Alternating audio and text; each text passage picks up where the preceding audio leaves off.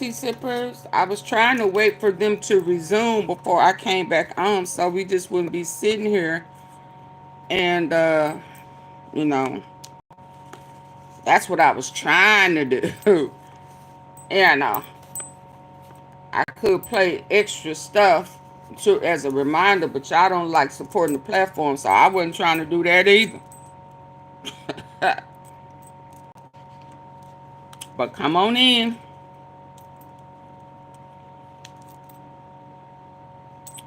Come on in. Let's hit the like button. They haven't started back yet.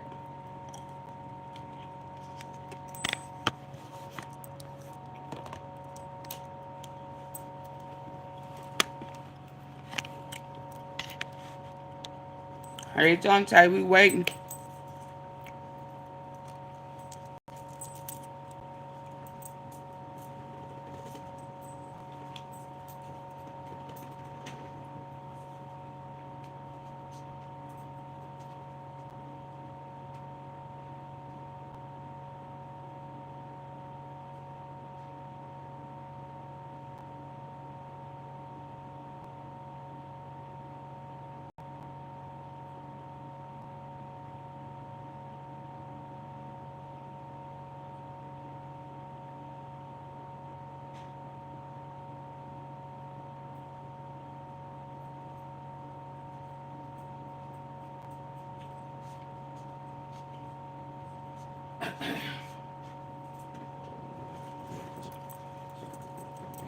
So I guess until they start back up, we can finish listening to Hey Deshaun.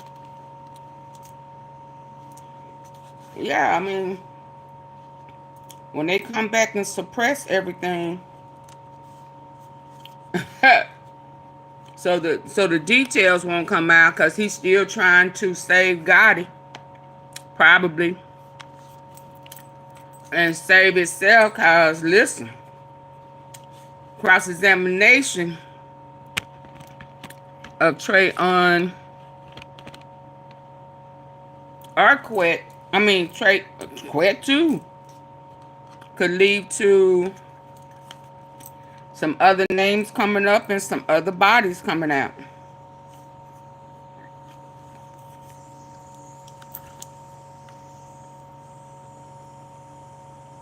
That I'm sure he don't want to come out.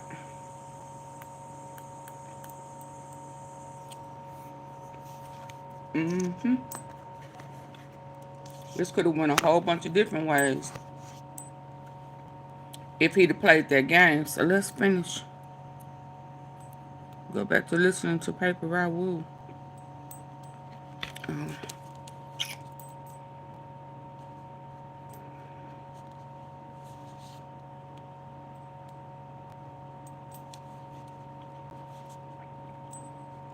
So now this wasn't a long case once we realized what this one, well, once I realized what it was really about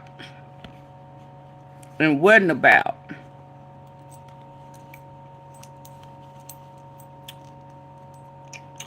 Which may be why Hagerman was not here, because it wasn't, this was between, I was listening to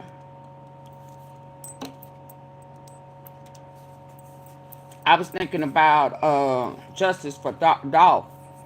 All of his evidence and stuff against QUETTE and Big Juke.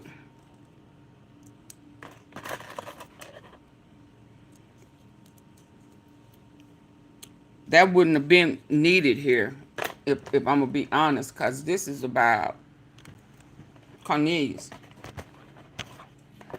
being a star witness. This is not about the total murder for, well, it is, but not fully. This is more of the conspiracy part to me, as well as him involved in the murder for hire. Probably getting his conviction here will allow them to negotiate with him on a RICO. Because that's who he is an informant for. He's an informant for the feds, not the state. That's why he was probably hoping that the feds will be able to help him here. But this is against Cornelius.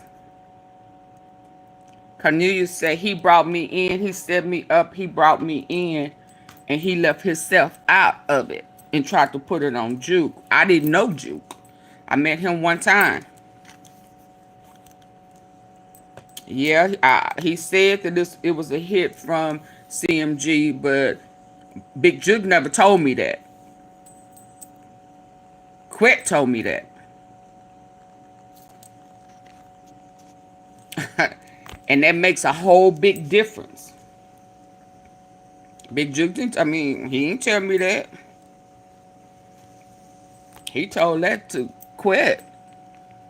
That's a whole nother different lawsuit. That's between him and CMG. Give us Gotti. That's federal. This right here is y'all questioning me about the murder and y'all telling me everything y'all got from Quette.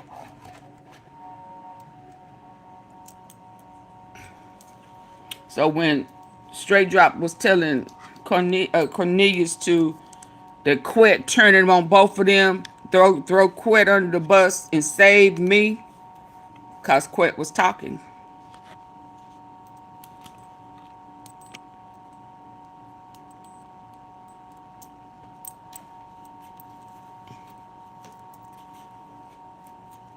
So Quette thought that his hands was clean because he didn't pull the trigger.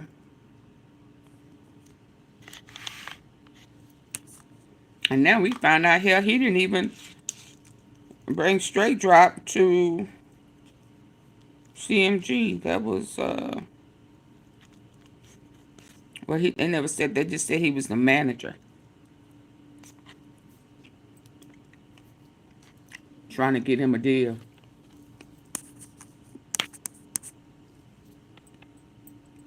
Wait on the police. Police gonna do their investigation, run the camera, do what they do. Shit, I can't even say.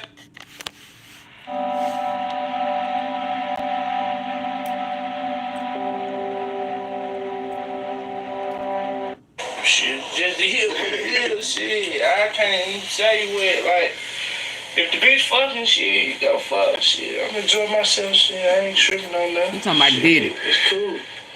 It's gonna be hard though, you, bitch, like, it's gonna be hard though. That pregnancy gonna be hard. Picture that pregnancy, you 2-3 months and you fucking. Picture that pregnancy, 4, 5, 6, 7, 8, 9 months. Goddamn, man. Well, tired of niggas out there, man. Just. I let my nigga that shit. Rollo's expressing himself to the shit. Yeah. Rollo going real hard. Yeah. So, alright, so, because, you know, niggas think that he doing this shit for attention. Like I said, I think he really. Y'all, like, this is really from the first trial. Yeah, Rollo moved off. Rollo was the whole paper route family. See, yeah, you feel what I'm saying? And shit, but I don't know, man. Shit, I don't know. Rollo, man. I feel it, man. Now, what's your take on moving militant? I look. You gotta move militant around this motherfucker, right? The game now, man, it ain't about. We waiting for them to come back. Around these motherfuckers who kill people, who do all this and that. This shit right now, this shit about who live the longest, man. You know what I'm saying? Who out and free and enjoying life and taking care of their kids and shit. The game right now, bro, you gotta move smart. Like, if you out here in the streets, you gotta move so smart. You gotta move smart, bro. You got to take a lot of shortcuts. I don't know. I can't speak for niggas though, so niggas feel like they macho man shit. They was on. We know. Now we know they was on. Very important. Paper route woo heavy. So smart. feel me? I move militant, but even though I don't really... It just blows my mind that they used to be cool. It's all good. I move how I'm supposed to move. I'm just saying like that. I move how I'm supposed to move. Cause, shit, I move how I'm supposed to move. And I keep that file. And I'm gonna blow a nigga ass off. And I ain't got no fit. And y'all remember how they made mention of QUETTE? He a dirty dog. QUETTE a dirty old dog, man. Talking about putting females and putting people in place with the ops so that they can come back and backdoor them. QUETTE was playing a dirty game. He a part of that type of setup. So hell, who knows? Because we thinking that they used to all be true. It didn't split off until D Money passed, D Moolah passed. But yeah, he talked about putting people in place and making folk think that they cool and shit and setting them up to come back and backdoor them. That's that mob shad type stuff. Telling on both sides. Cool with both sides. But that's a part of QUETTE's little MO, his operation. That came out in court. If we didn't come, I don't know, man, because some of these people were raised together as kids. And they don't turn on each other. Then try to kill. So yeah, he was backdoored by somebody who used to be cool with them. Hey, Lulu. That's messed up. So I'll be waiting on the nigga to try some shit so I can blow their ass off. A gun ain't stolen. I'm gonna kill you. I'm gonna call the police. I'm gonna sit there and wait on the police. Police gonna do their investigation, run the camera, do what they do. I'm gonna go to motherfuckers down there 201, get questioned, get in the store. I'm gonna walk free. I'm gonna get rich off. So people saying Paper Route Wu called the laws. Yep, he sure did. He created a paper trail. He created a paper trail so that he can walk freely. He telling you the whole plan and the whole lineup. He a smart criminal who's sick of them. Money around this motherfucker who kill people, who do all this and that. This shit right now, this shit about who live the longest, man. You know what I'm saying? Who out and free and enjoying life and taking care of their kids and shit. The game right now, bro. You gotta move smart. Like, if you out here in the streets, you gotta move so smart. You gotta move smart, bro. You got to take a lot of shortcuts. I don't know. I can't speak for niggas, though. Some niggas feel like they macho man shit. And then you got niggas like me. Very important. I move so smart. You feel me? I move militant, but even though I don't really indulge and shit. It's all good. Yeah. I move how I'm supposed to move. I'm just saying like that. I move how I'm supposed to move because, shit, I move how I'm supposed to move. And I keep that file. And I'm gonna blow a nigga ass off. And I ain't got no felonies. So I'll be waiting on the nigga to try some shit so I can blow a nigga ass off. A gun ain't stolen. I'm gonna kill you. I'm gonna call the police. I'm gonna sit there and wait on the police. Police gonna do their investigation, run the camera, do what they do. I'm gonna go to motherfuckers down there 201, get questioned, get in the store. I'm gonna walk free. I'm gonna get rich off the nigga ass. It's gonna be joking. The baby a nigga ass. That's all it is. Just don't play. You need to be playing with the right motherfucker. It's all good. You just gotta know how to move out here, man. Feel that, man. Yeah. Well, as we all know, today was the last day of, what I'm saying, the Dolph trial. Yeah. And everything, they came down with a verdict. You know what I'm saying? Guilty on all charges. have you been keeping up with everything, you know what I'm saying, surrounding the trial? Yeah, I've been watching that shit. I be wanting to watch that shit.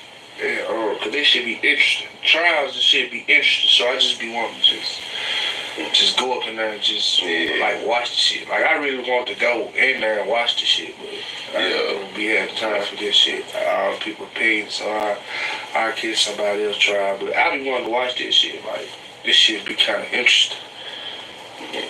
Yeah, like this shit be kind of interesting. Like going like this shit be interesting. That shit like this trial was interesting, but it was short. But it was interesting as hell. Like. Detail. Like, it was short as hell. The trial was over the first day. First day, it would be real. It was over the first day and the third day.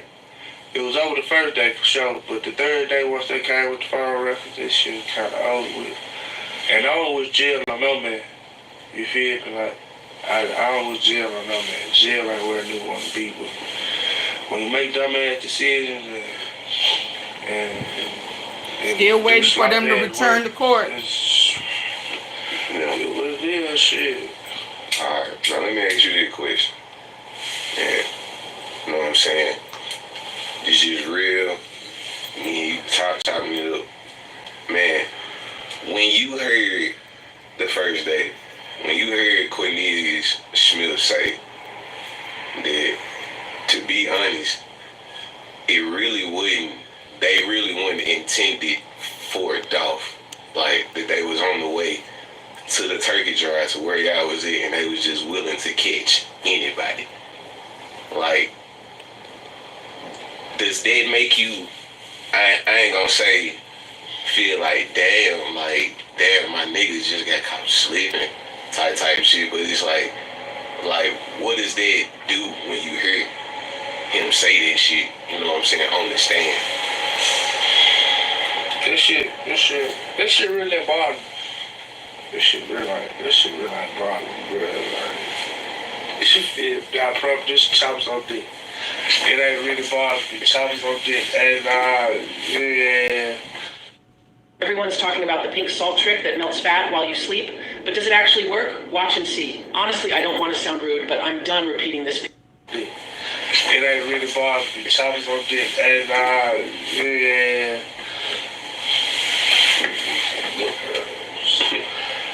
Choppers on dick. Yeah. I mean, it's all good. It's all good. They could have tried it. Whatever did, they would have did, but yeah, because like I said, it really kind of, I believe that shit kind of fucked everybody's head up, you know what I'm saying, to hear him say that they was really on the way to the turkey drive, you know what I'm saying, and they just randomly seen him come through the light, and they just really just was like, well, fuck it. You know, going out to anybody. Yeah. Thirsty. And just like, bruh. They was thirsty. They was up early. They was on that. But shit, you know. Now, let me ask this. Did you, because I laughed when I heard this, and did you at least, was you shocked when you heard the amount that was received, that $800? Nah, look, check this out. See, y'all listen to this shit. I was listening to the trial. Right? They came and gave him $300 and $500, but his lawyers paid in full. His lawyers paid $50,000, so he ain't got no money. Like, you feel what I'm saying? But I don't know what it was. Like, I don't know. I don't know. You just gotta watch the trial. It's so interesting. Like, it's just interesting. Like, it's just interesting. Nigga dumb as hell. Took that shit trial, man. Like, it's supposed to just... Yeah, I was just going to say, what they doing for taking their shit to trial? Took whatever they, you know what I'm saying, they offered you, shot it, and just kept the pushing you, feel? Quett should have too. If you wasn't gonna say nothing, why take it to trial? Yeah. You ain't gonna say nothing, why take it to trial? Folks had so much evidence, bro. Some folks had so much evidence, bro, they ain't even used. They had some shit they ain't even used. Like, if it would've got to a point where this shit was, they had that motherfucker back, them folks don't use a lot of evidence.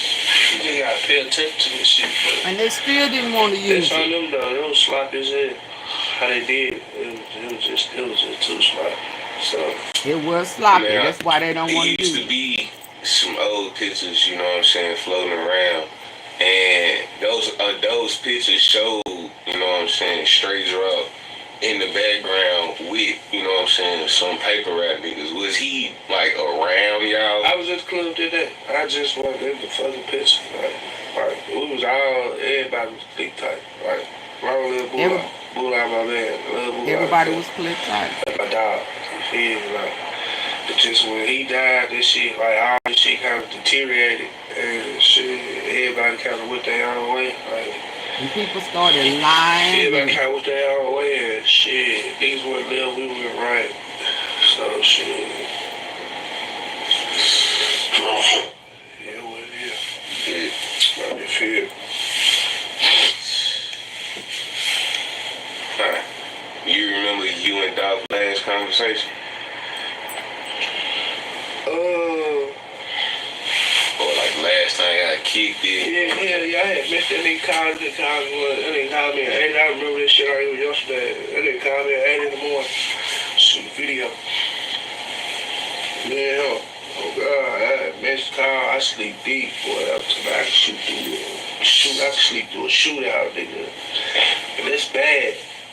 I need to change that shit. That shit bad. Like, I probably woke up 12 o'clock, called him, the nigga mind changed in, so it was probably a little Asian boy that high, tell him, come on, let's shoot this video, blah, blah, blah, 12 o'clock. Well, our mind frame changed, so shit.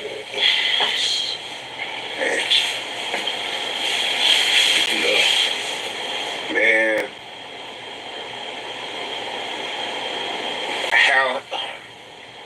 how have you been getting over? I'm not saying like getting over, but how have you been, you know what I'm saying, dealing with the grief of all this? Like, you know what I'm saying, your mental straight, like, you know. Nah, it's getting straight, it ain't straight. I'm still fucked up about the whole situation. My dog, shit. That nigga molded me. Shit. And my nigga.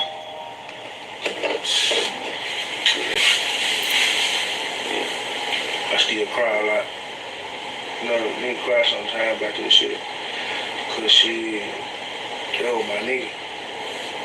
Like this ain't, like he came and found the nigga and like it was my nigga. That was my dog. And nigga watched me grow up, shit. Like shit, nigga, shit. I watched that nigga shit, do his thing, shit. Yeah. My nigga.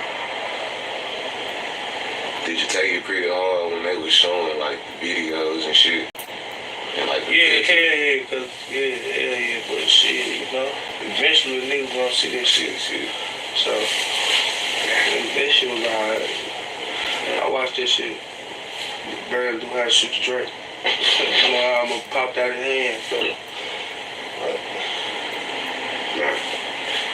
If you got anything to tell these young niggas after watching the trial, you know what I'm saying, seeing how this shit went down, man, what would you tell these? Don't be no dummy, man. Y'all stay in school, bro. Yeah, go do some shit. Y'all don't want to be no killers. That shit all fun and games till you know what I'm saying, get in front of the jury. They get work about this evidence and all this shit, and you probably want to go change your plea and shit, but nobody want to be in jail, bro. When nobody telling them what to do, how to do it, and when to do it, you feel what I'm saying? Y'all gonna give up all this shit to go build a little city by now, a little storage room.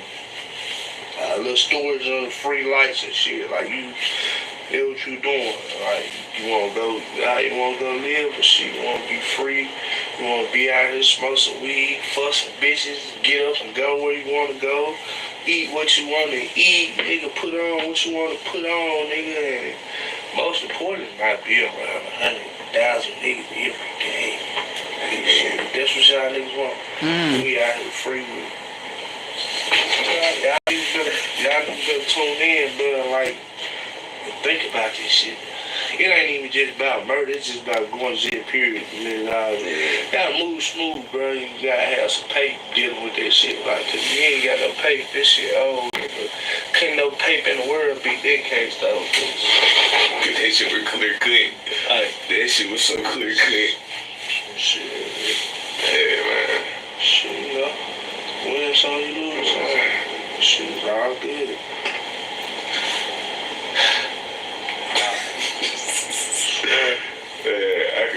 I can believe it. Now, let me ask this question. Do you think people, you know what I'm saying, getting their chain took, is that like part of rap culture for real? Yeah, no, it's not part of the fucking rap culture. Nigga, take your chain, man. Yeah. Slipper goes, but that nigga take your chain. Slippers count. He caught slipping and shit, you know.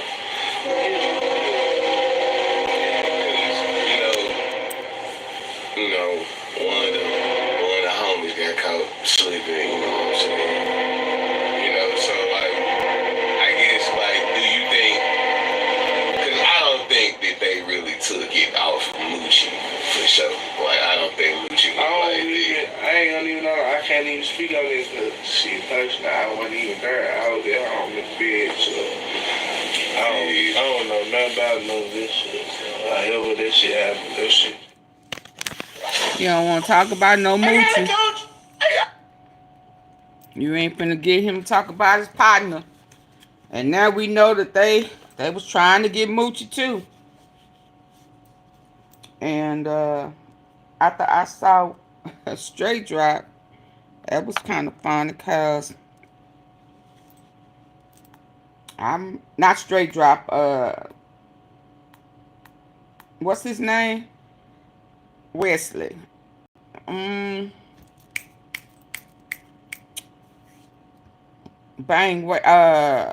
JoJo Splat, who was mega crying in the beginning, man. Ooh, I tell you, when they was bragging when it happened. But once Straight Drop got picked up, he was crying. Let him go.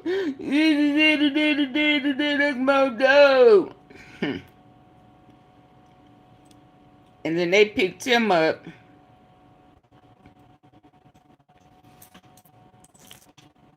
He was in there with a boy for a minute. Then they let him out, and I guess Gotti and them was gonna try to help him with his music.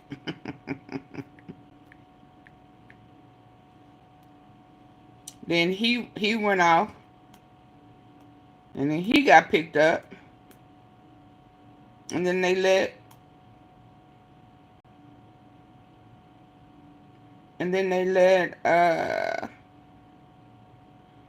CEO Bobby go. Straight Drop still, I'm not, JoJo Splat still locked up.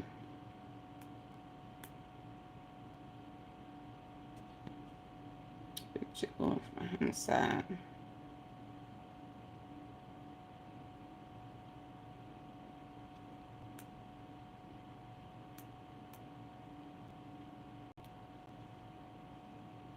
Trying to go into the archives.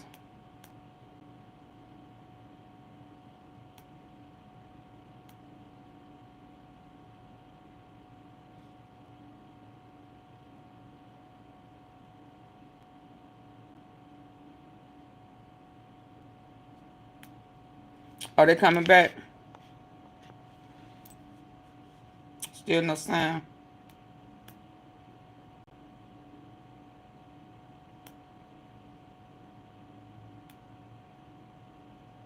Devin Burns' names was mentioned.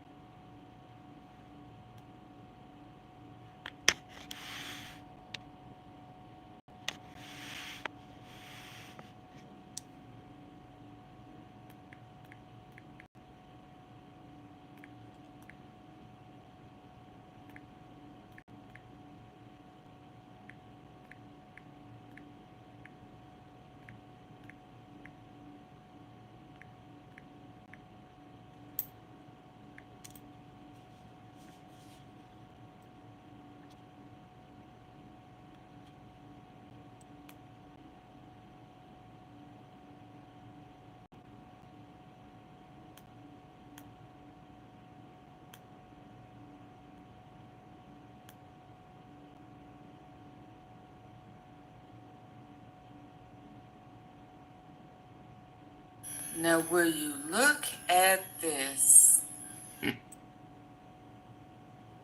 Yeah, this was 3 years ago. Wow.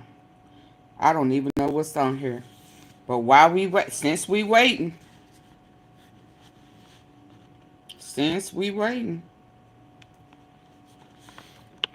let's see what's in AunTeaFee 3 years archives. Ah, let's see this.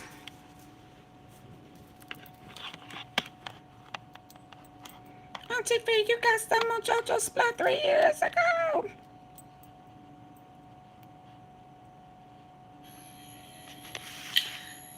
I find it ironic that someone would have this on their page, especially when they are accused of being one of the shooters. Now, I know. Now, again, this was 3 years ago. This is when it was first. We know those legs. We know that stand. But I just thought that it was interesting that he would have this. Oh, how do I know? Because it's on his page.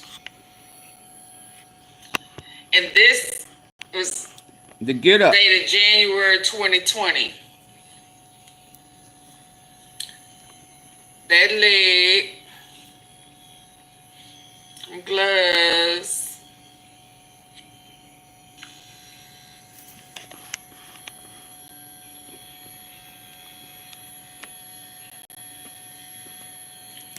I just think that is just a dead giveaway for JoJo Splat to have this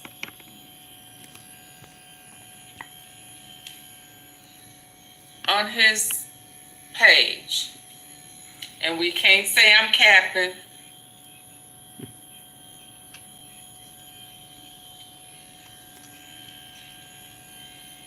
There go that leg. So that was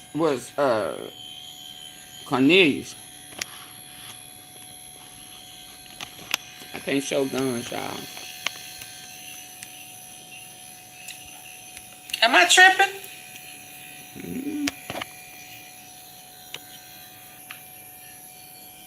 I was on the job. I didn't know he was shot at.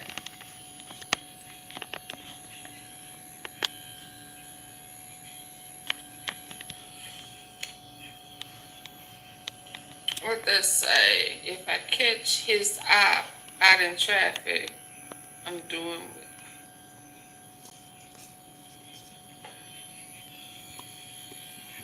So it was already something brewing. They was already shooting and stuff. Is that the getaway car?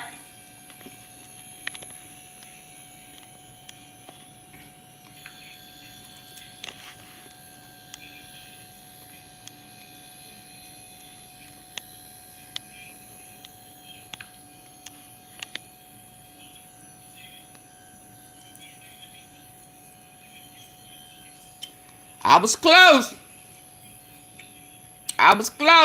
3 years ago, you trying to figure it out. Woo! I just said not too long ago, we can't wear JoJo Splat and CEO Bobby Hill. They was actively involved in the beginning. See, this is why I don't let and then his name pop up shooting at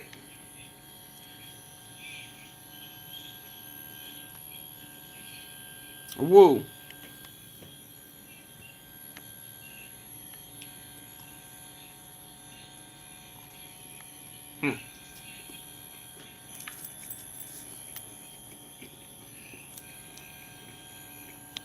Yeah, Rico gotta come.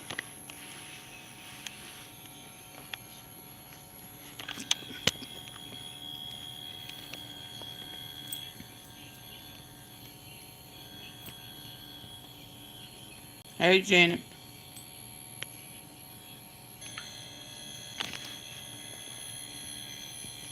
Now, man, what is going on?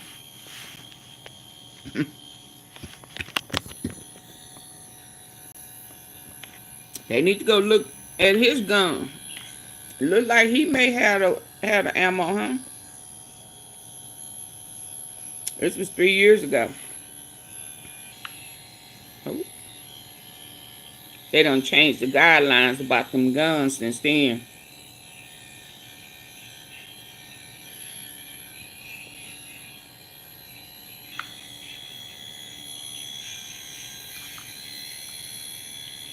But the funny thing about it was, although that was their uniform, at Trula, that was they get up. Shundell, not Shundell, Cornelius was not a part of their crew. Is he supposed to be having those guns and he on a monitor?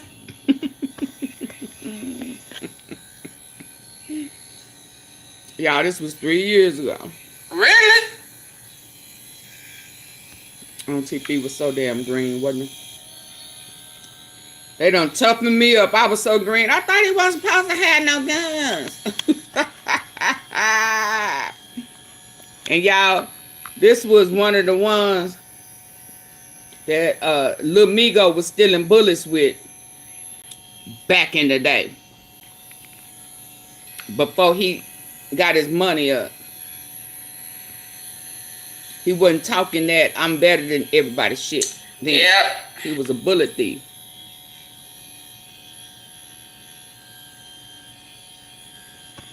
But let's be clear. That's what I was going to tell my T-sippers. Y'all, oh, I'm over here.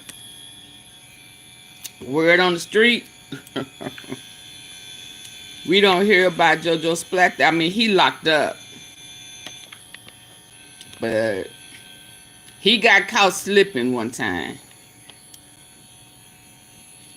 He got caught slipping one time. Scratches, cuts, and where that come from?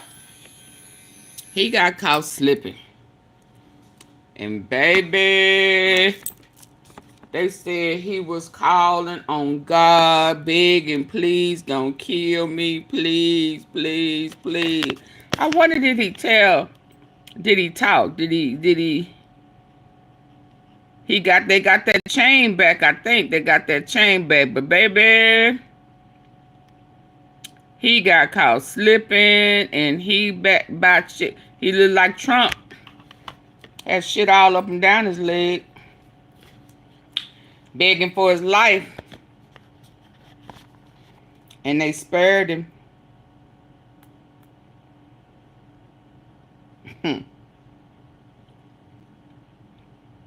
They spared him.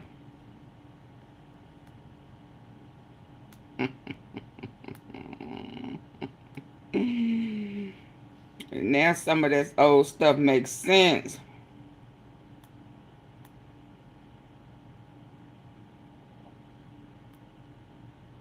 Hey, this is AunTeaFee about them facts. CEO Bobby and JoJo Splat was arrested tonight. 3 years ago. Men arrested in connection with. Well, I used to have that soothing music. A stolen vehicle in Raleigh. Our WRET's Melissa Moon joins. Police say one of them, Joshua Hewlett, took. Whatever happened to her? She used to be hot. The same man made the news 2 years ago when he had a run-in with Shelby County deputies.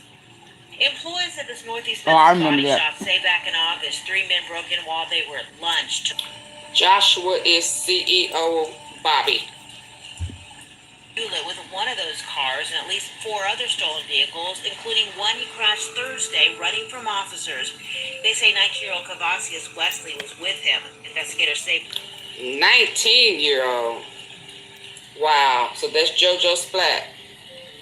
Cavasius. So that's CEO Bobby, and that's Cavasius. Straight dropping them homie. The day Straight Drop gets an attorney and Cornelius, y'all get busted. Okay. That's all what I thought, but his name slightly popped out, didn't it? They're now facing a slew of charges, including theft of property, evading arrest, and possession of a prohibited weapon. We first told you about Joshua Hewlett in January of 2020. He and 2 others were charged in a roadway shootout near Hacks Cross and Shelby Drive. A scary situation for neighbors. A bullet don't have a name on it. What I don't understand is how everybody knew what happened before the police department. Now everybody knows the whole play. They say Hewlett and 2 others with him were in this stolen car. At the time, Hewlett already had 6 prior cases on his record, including felony theft. He's now being held on a nearly $300,000 bond. That ain't, you know. And just so y'all know, I was already on his tail. I was on his ass, wasn't I have always been on JoJo's flag. Yes, I had his real name and his alias. Oh my goodness! I was ready for this day. I was on JoJo's flag. Because y'all ran off with that boy money. That's why you put that emoji up saying snitch. Yeah, he was the one sending those. I knew you was involved because he was sending. He's still in there, y'all. He's still in jail. He's still in there. Somebody from the police department was telling everything about the case. Well, I've always said that, CMG had police, judge, chief, snitches and ditches and everything caught up in there. And maybe that's the reason why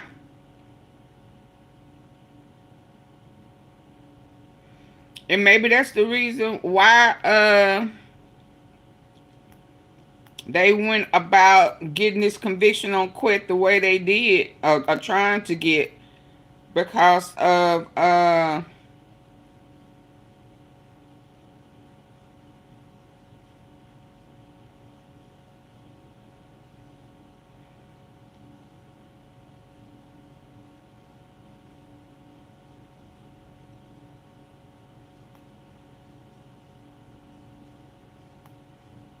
I was trying to read something. Because of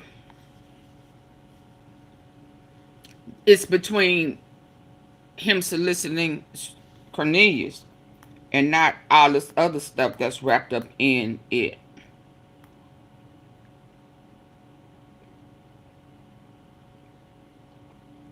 Maybe that's why they went the route that they went. Because this is not about everything that we wanted it to be about.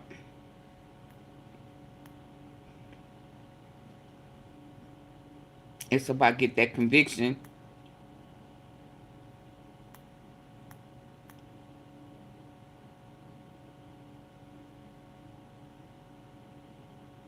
He was talking plenty of notes. The nigga, it's this time. Fuck my kill. Fuck my other. Have you ever seen the magic glasses that can see clearly without glasses? This glasses can not only see. Alright, girl, give me the start on me. Give me the nigga, it's this time. Fuck my kill. Fuck my other. Oh, but he was crying when Straight Drop got. He was crying. Let my nigga go.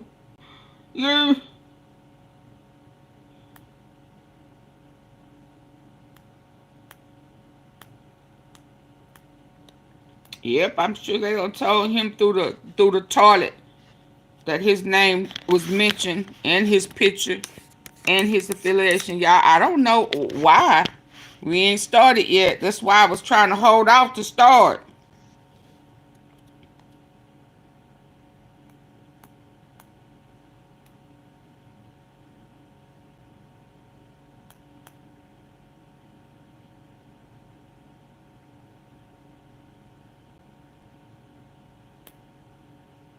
the killers are supposed to be straight drop.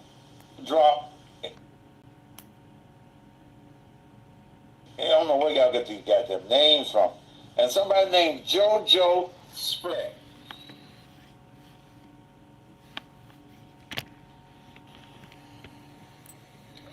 It is my understanding that straight job families in hiding in various hotels in the city of Memphis because supposedly there's a hit out now on him and members of his family. Okay. But it's gonna be some singing. Okay, it's somebody right. say like the Mississippi Mass Choir. Yeah. There will be no coming and going during this. Once I finish this, and then begin opening statements, then you're free to move about. Hopefully you won't be doing much moving, but the doors won't be locked at that point. So if you have any issues sitting, this is now the time to excuse yourself. Thank you. You gonna pee on yourself or not? You ready? Yes.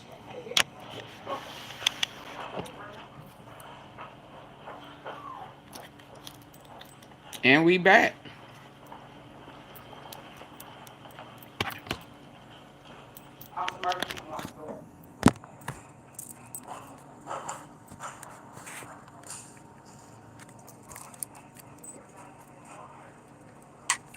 You look happy to y'all?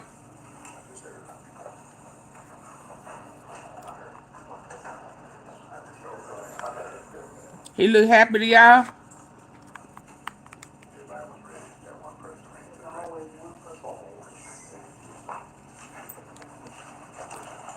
All the jurors, somebody done stepped out.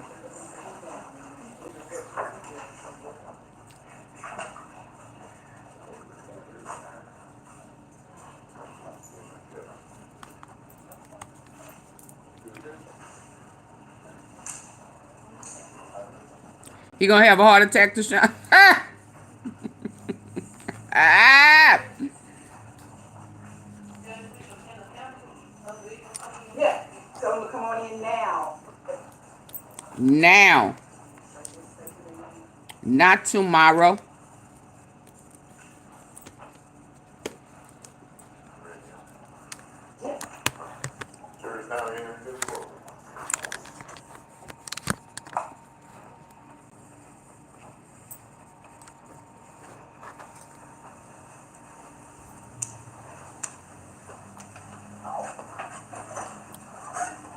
Back.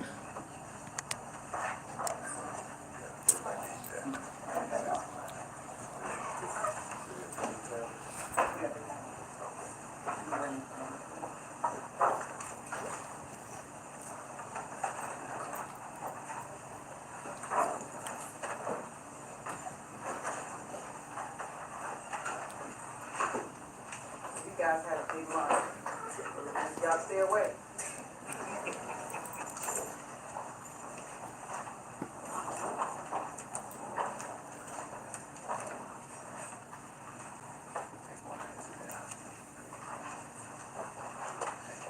Best of both worlds. Are there any family or anybody over here, as far as you know, out there off the market? Okay. Those of you who just joined us in the audience, I am preparing to read the jury charge. It's lengthy. It's going to take me about 15 minutes or so to read it. If you're going to have difficulty sitting still during this time, I ask you to excuse yourself now. You're welcome to come back in once the lawyers start their closing arguments. But there will be no movement during this time while with the instructions to the jury. The doors will be locked. There won't be any in and out.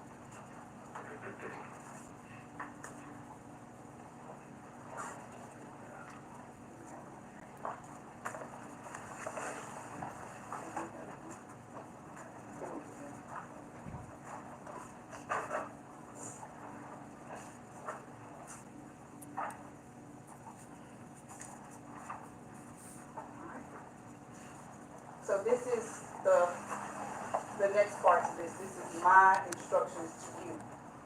The law requires that I read this to you. I don't want to insult anybody's intelligence. I believe everybody can read, but the law does require that you hear it all at the same time. So I must read it also. Okay.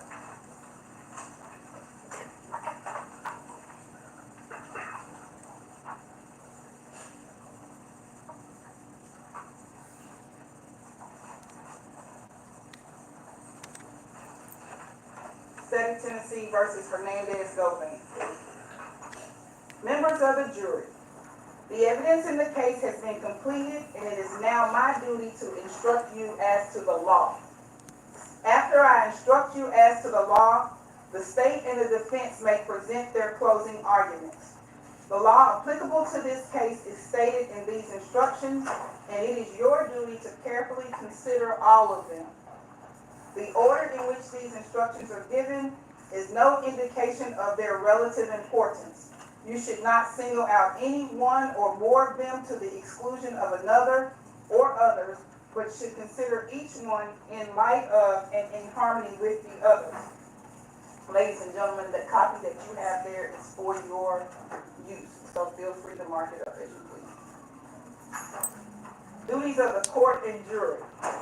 The law makes it the duty of the court to charge the jury the law relative to the case on trial, and the duty of the jury to carefully consider all of the evidence delivered to them in the trial and under the law given them by the court, render their verdicts with absolute impartiality. You can have no prejudice or sympathy or allow anything but the law and the evidence to have any influence upon your verdicts.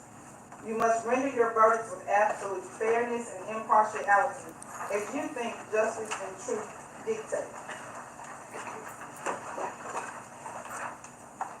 Formal charge, not evidence. The indictment in this case is a formal written accusation charging the defendant with the crimes. It is not evidence against the defendant and does not create any inference of guilt. Statements and rulings of the court. At times during the trial, I have ruled upon the admissibility of evidence. You must not concern yourself with these rulings. Neither by such rulings, these instructions, nor any other remarks which I have made, do I mean to indicate any opinion as to the facts or as to what your verdicts should be. Statements and arguments of counsel. Statements, arguments, and remarks of attorneys are intended to help you in understanding the evidence and applying the law, but they are not evidence. If any statement were made by the attorneys in this trial at any time that you believe are not supported by the evidence, you should disregard them. Along these lines, the opening and closing arguments of the attorneys are likewise not evidence. You must base your decision in this case on the evidence that was actually presented in this court, not on these statements of attorneys. Furthermore, the questions the lawyers ask the witnesses are not evidence. You should not think that something is true just because one of the lawyers asks questions that assume or suggest that it is true. Jury, judges of facts and law. You are the exclusive judges of the facts in this case. Also, you are the exclusive judges of the law under the direction of the court. You should apply the law to the facts in deciding the case. You should consider all of the evidence in light of your own observations and experiences in life. Presumption of innocence. The law presumes that the defendant is innocent of the charges against him. This presumption remains with the defendant throughout every stage of the trial and is not overcome unless all of the evidence in the case you are convinced beyond a reasonable doubt that the defendant is guilty. Burden of proof. The state has the burden of proving the guilt of the defendant beyond a reasonable doubt. And this burden never shifts but remains on the state throughout the trial of the case. The defendant is not required to prove his innocence. The state must have proven beyond a reasonable doubt all of the elements of the crime charged and that it was committed before the finding and returning of the indictment in this case. Reasonable doubt. Reasonable doubt is that doubt engendered by an investigation of all the proof in the case and an inability after such investigation to let their mind rest easily as to the certainty of guilt. Absolute certainty of guilt is not demanded by the law to convict of any criminal charge, but moral certainty is required. And this certainty is required as to every element necessary to constitute the offense. Crimes charged and pleaded. The first count of the indictment charges the offense of conspiracy to commit first-degree murder. Embraced and included within this offense is the lesser included offenses of facilitation to wit conspiracy to commit first-degree murder, solicitation to wit conspiracy to commit first-degree murder, accessory after the fact to wit conspiracy to commit first-degree murder. The second count of the indictment charges the offense.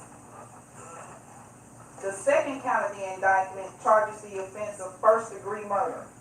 Embraced and included within this offense are the lesser included offenses of second-degree murder, facilitation to wit first-degree murder, solicitation to wit first-degree murder, facilitation to wit second-degree murder, solicitation to wit second-degree murder, aggravated assault, facilitation to wit aggravated assault, solicitation to wit aggravated assault, accessory after the fact to wit first-degree murder, assault.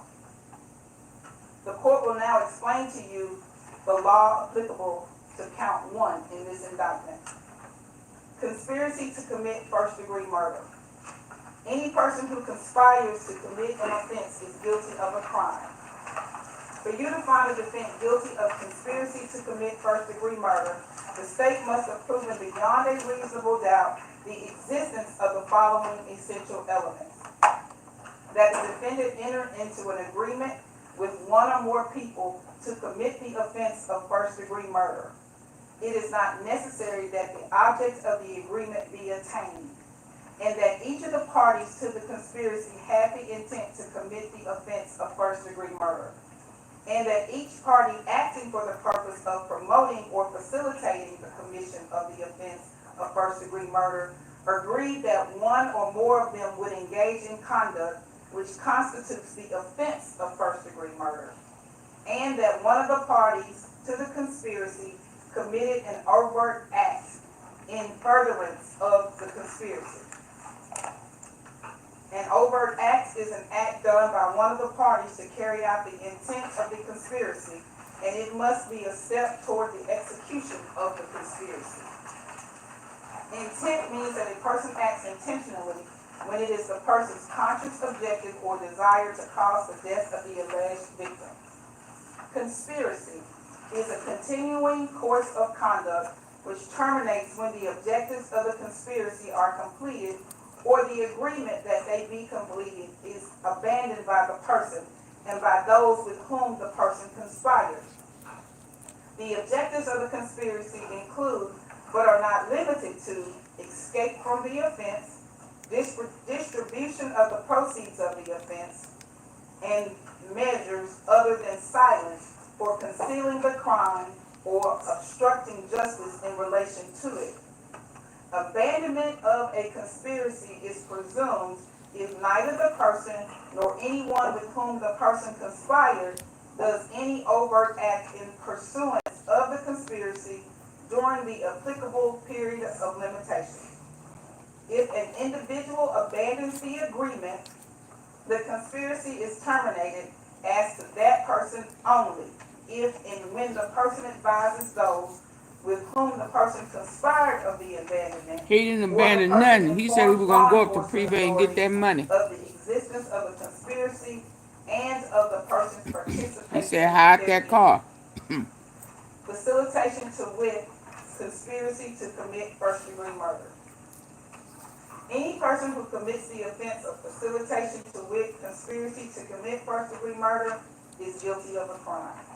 For you to find a defendant guilty of this offense, the state must have proven beyond a reasonable doubt the existence of the following essential elements.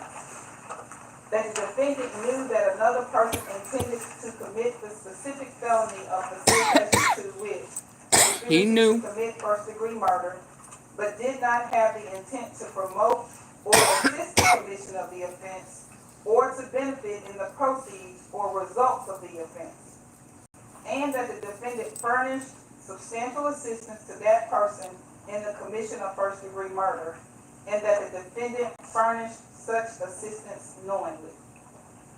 Conspiracy to commit first-degree murder has been defined on pages 4 and 5 for you. Knowingly means that a person acts knowingly with respect to the conduct or to circumstances surrounding the conduct when the person is aware of the nature of the conduct or that the circumstances exist. A person acts knowingly with respect to a result of a person's conduct Did when she the just person tell is him where to aware that find the it? conduct is reasonably certain to cause the result. The requirement of knowingly is also established if it is shown that the defendant acted intentionally. Intent means that a person acts intentionally with respect to the nature of the conduct or to a result of the conduct when it is the person's conscious objective or desire to engage in the conduct or cause the result. Solicitation to wit, conspiracy to commit first-degree murder. Any person who solicits or attempts to solicit another to commit an offense is guilty of a crime.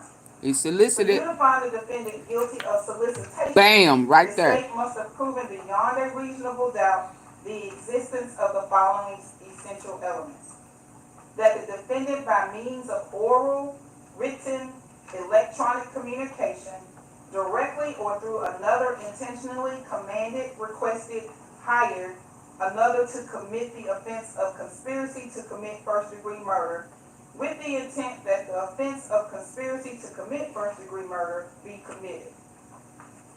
Intentionally intent means that a person acts intentionally when it is the person's conscious objective or desire to cause the death of the alleged victim. Accessory after the fact, to wit, conspiracy to commit first-degree murder. Any person who commits the offense of accessory after the fact is guilty of a crime. For you to find the defendant guilty of this offense, the state must have proven beyond a reasonable doubt the existence of the following essential elements.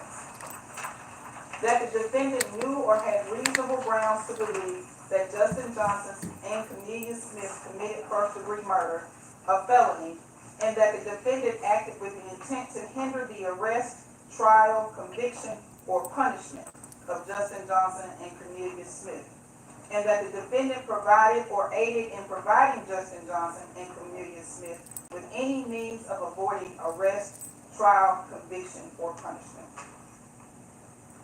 Knowing means that a person acts knowingly with respect to the conduct or to circumstances surrounding the conduct when the person is aware of the nature of the conduct or that the circumstances exist. A person acts knowingly with respect to a result of the person's conduct when the person is aware that the conduct is reasonably certain to cause the result. The requirement of knowingly is also established if it is shown that the defendant acted intentionally. Intent means a person acts intentionally with respect to the nature of the conduct or to a result of the conduct when it is the person's conscious objective or desire to engage in the conduct or cause the result. The court will now explain to you the law applicable to count 2 in the indictment. First-degree murder. A person who commits the offense of first-degree murder is guilty of a crime. For you to find the defendant guilty of this offense, the state must have proven beyond a reasonable doubt the existence of the following essential elements. That the defendant unlawfully killed the alleged victim, ADOLPH Thornton Jr., and that the defendant acted intentionally. A person acts intentionally when it is the person's conscious objective or desire to cause the death of the alleged victim, ADOLPH Thornton Jr., and that the killing was premeditated. A premeditated act is one done after the exercise of reflection and judgment. Premeditation means that the intention to kill must have been formed prior to the act itself.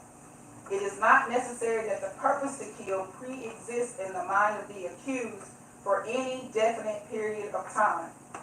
The mental state of the accused at the time he allegedly decided to kill must be carefully considered in order to determine whether the accused was sufficiently free from excitement and passion as to be capable of premeditation.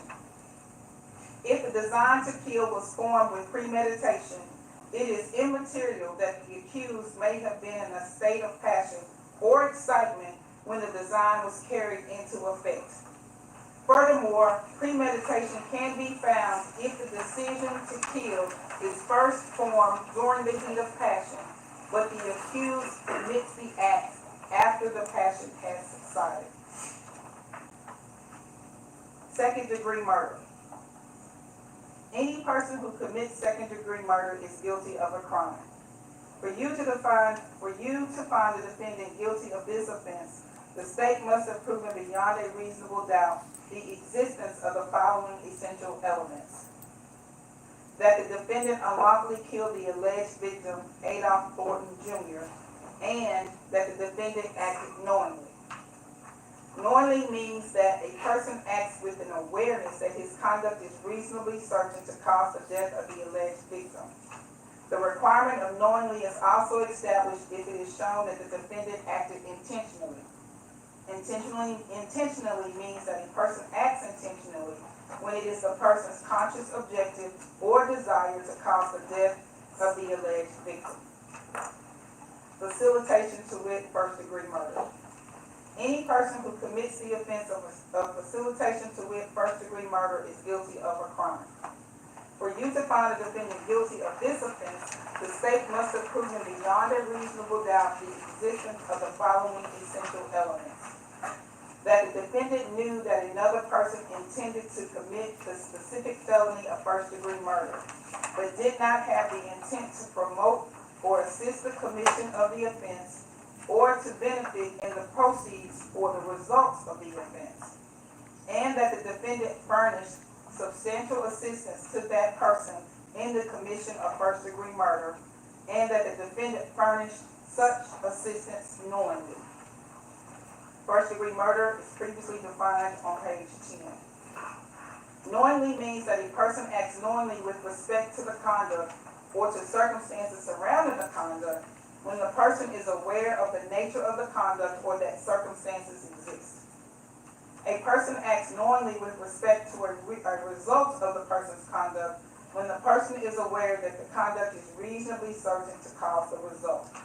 The requirement of knowingly is also established if it is shown that the defendant acted intentionally. Intent means that a person acts intentionally with respect to the nature of the conduct or to a result of the conduct when it is the person's conscious objective or desire to engage in the conduct or cause the result. Facilitation to wit, second-degree murder. Any person who commits the offense of facilitation to wit, second-degree murder is guilty of a crime. For you to find the defendant guilty of this offense, the state must have proven beyond a reasonable doubt the existence of the following essential elements: that the defendant knew that another person intended to commit the specific felony of second-degree murder, but did not have the intent to promote or assist the commission of the offense, or to benefit in the proceeds or results of the offense, and that the defendant furnished substantial assistance to that person in the commission of second-degree murder, and that the defendant furnished such assistance knowingly. Second-degree murder is previously defined on page 11. Knowingly means that a person acts knowingly with respect to the conduct or to circumstances surrounding the conduct when the person is aware of the nature of the conduct or that circumstances exist. A person acts knowingly with respect to a result of the person's conduct when the person is aware that the conduct is reasonably certain to cause the result. The requirement of knowingly is also established if it is shown that the defendant acted intentionally. Intent means that a person acts intentionally with respect to the nature of the conduct or to a result of the conduct when it is the person's conscious objective or desire to engage in the conduct or cause the result. Solicitation to wit, first-degree murder. Any person who solicits or attempts to solicit another to commit an offense is guilty of a crime. For you to find a defendant guilty of solicitation to wit first-degree murder, the state must have proven beyond a reasonable doubt the existence of the following essential elements: that the defendant, by means of oral, written, electronic communication, directly or through another, intentionally commanded, requested, hired another to commit the offense of first-degree murder with the intent that the offense of first-degree murder be committed. Intentionally, intent means that a person acts intentionally when it is the person's conscious objective or desire to cause the death of the alleged victim. Solicitation to wit second-degree murder. A person who solicits or attempts to solicit another to commit an offense is guilty of a crime.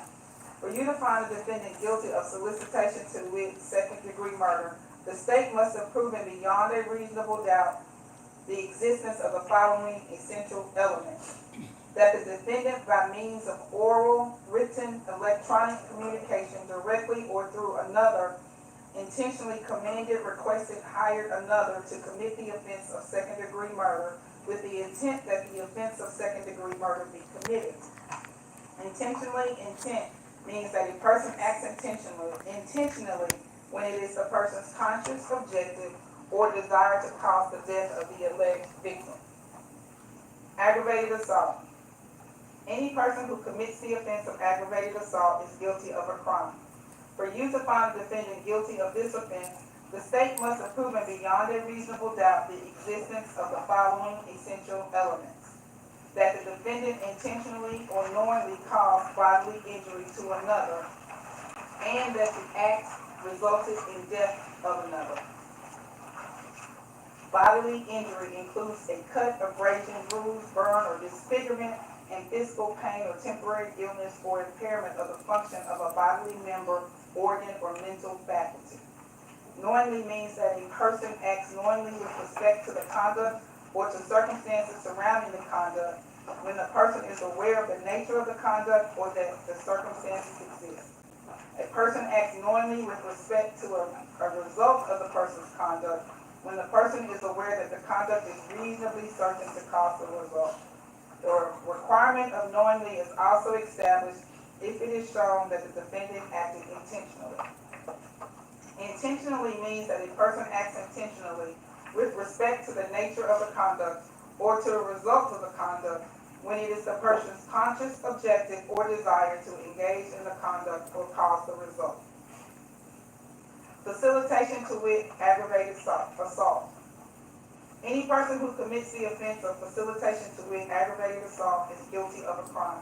For you to find the defendant guilty of this offense, the state must have proven beyond a reasonable doubt the existence of the following essential elements: that the defendant knew that another person intended to commit the specific offense of aggravated assault, but did not have the intent to promote or assist the commission of the offense, or to benefit in the proceeds or results of the offense, and that the defendant furnished substantial assistance to that person in the commission of first-degree murder, and that the defendant furnished such assistance knowingly.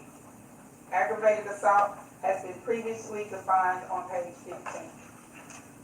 Knowingly means that a person acts knowingly with respect to the conduct or to the circumstances surrounding the conduct when the person is aware of the nature of the conduct or that the circumstances exist. A person acts knowingly with respect to a result of the person's conduct when the person is aware that the conduct is reasonably certain to cause the result. The requirement of knowingly is also established if it is shown that the defendant acted intentionally.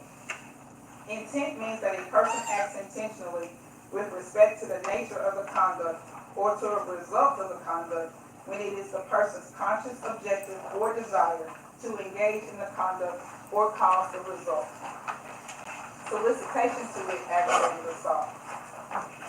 Any person who solicits or attempts to solicit another to commit an offense is guilty of a crime.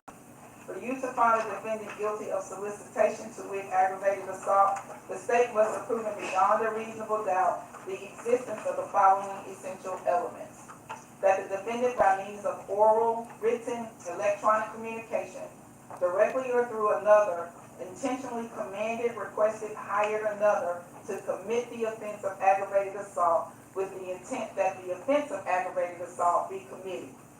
Intentionally, intent means that a person acts intentionally when it is the person's conscious objective or desire to cause the death of the alleged victim.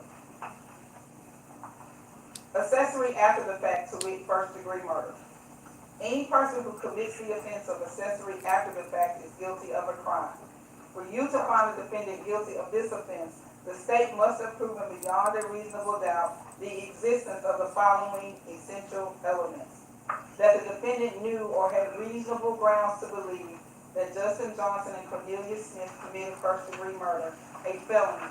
That the defendant acted with the intent to hinder the arrest, trial, conviction, or punishment of Justin Johnson and Cornelius Smith, and that the defendant provided or aided in providing Justin Johnson and Cornelius Smith with any means of avoiding arrest, trial, conviction, or punishment. Knowing means that a person acts knowingly with respect to the conduct or to circumstances surrounding the conduct when the person is aware of the nature of the conduct or that the circumstances exist. A person acts knowingly with respect to a result of the person's conduct when the person is aware that the conduct is reasonably certain to cause the result. The requirement of knowingly is also established if it is shown that the defendant acted intentionally. Intent means a person acts intentionally with respect to the nature of the conduct or Please to a hit the result like of the button. conduct when it is the person's conscious objective or desire to engage in the conduct or cause the result. Assault. Any person who commits an assault upon another is guilty of a crime. For you to find the defendant guilty of this offense, the state must have proven beyond a reasonable doubt the existence of the following essential elements. That the defendant caused bodily injury to another, and that the defendant acted intentionally, knowingly, or recklessly. Intentionally means that a person acts intentionally with respect to the nature of the conduct or to a result of the conduct when it is the person's conscious, objective, or desire to engage in the conduct or cause the result. Knowingly means that a person acts knowingly with respect to the conduct or to the circumstances surrounding the conduct when the person is aware of the nature of the conduct or that the circumstances exist. A person acts knowingly with respect to a result of the person's conduct when the person is aware that the conduct is reasonably certain to cause the result. Recklessly means that a person acts recklessly with respect to the circumstances surrounding the conduct or the result of the conduct when the person is aware of but consciously disregards a substantial and unjustifiable risk that the circumstances exist or the result will occur. The risk must be of such a nature and degree that its disregard constitutes a gross deviation from the standard of care that an ordinary person would exercise under all of the circumstances as viewed from the accused person's standpoint. The defendant has pleaded not guilty to each and every offense charged and included in the indictment.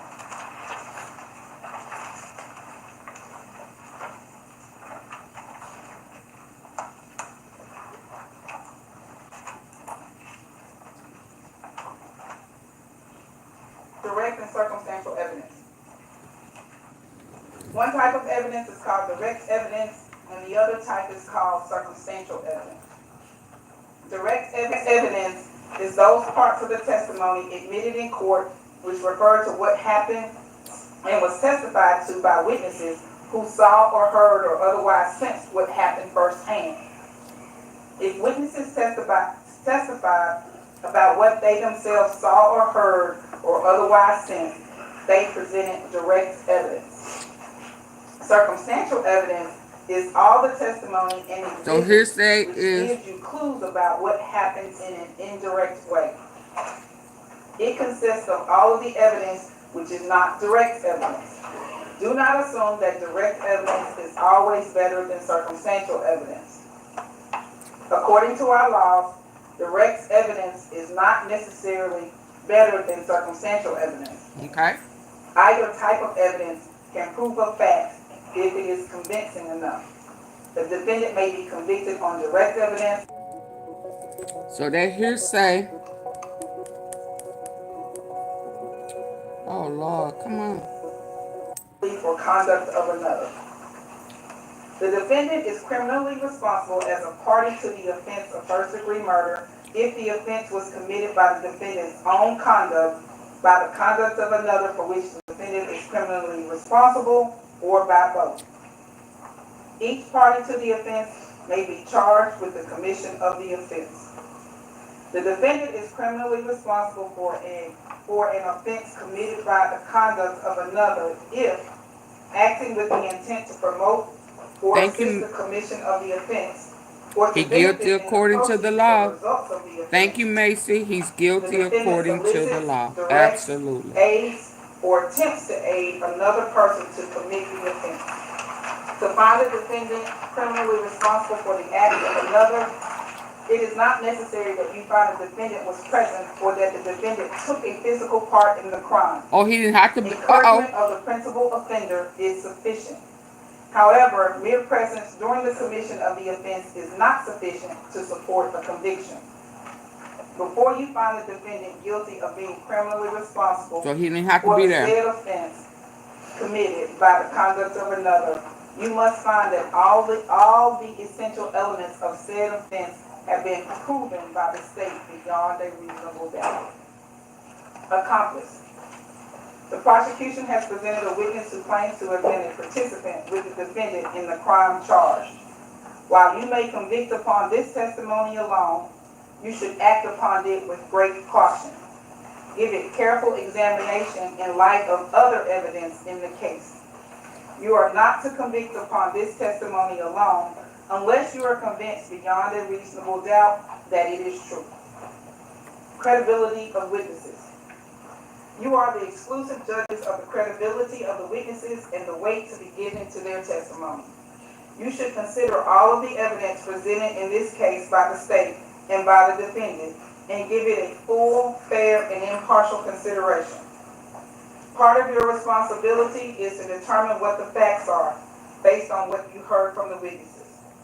If there are conflicts in the testimony of different witnesses, it is your duty to reconcile them, if you can. For the law presumes that every witness has told the truth.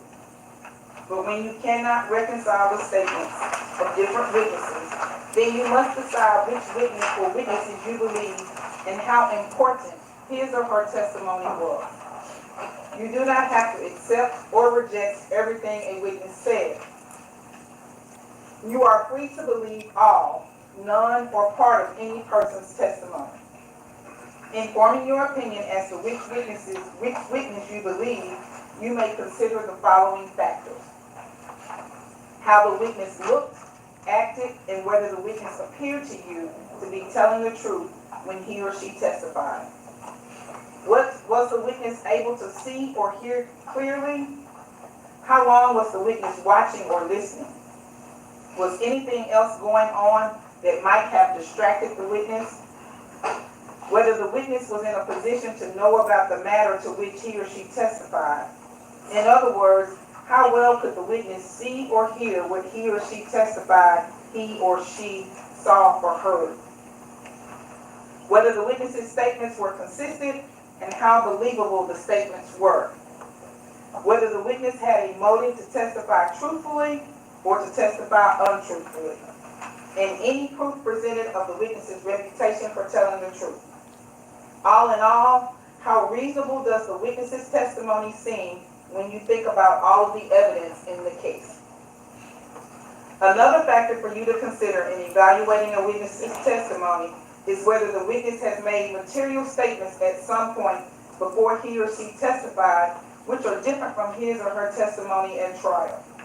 However, unless entered as a numbered exhibit by the court and allowed to be taken by you back to the jury room when you deliberate, proof of any prior different statement may be considered by you only for the purpose of determining if the witness is telling the truth at trial.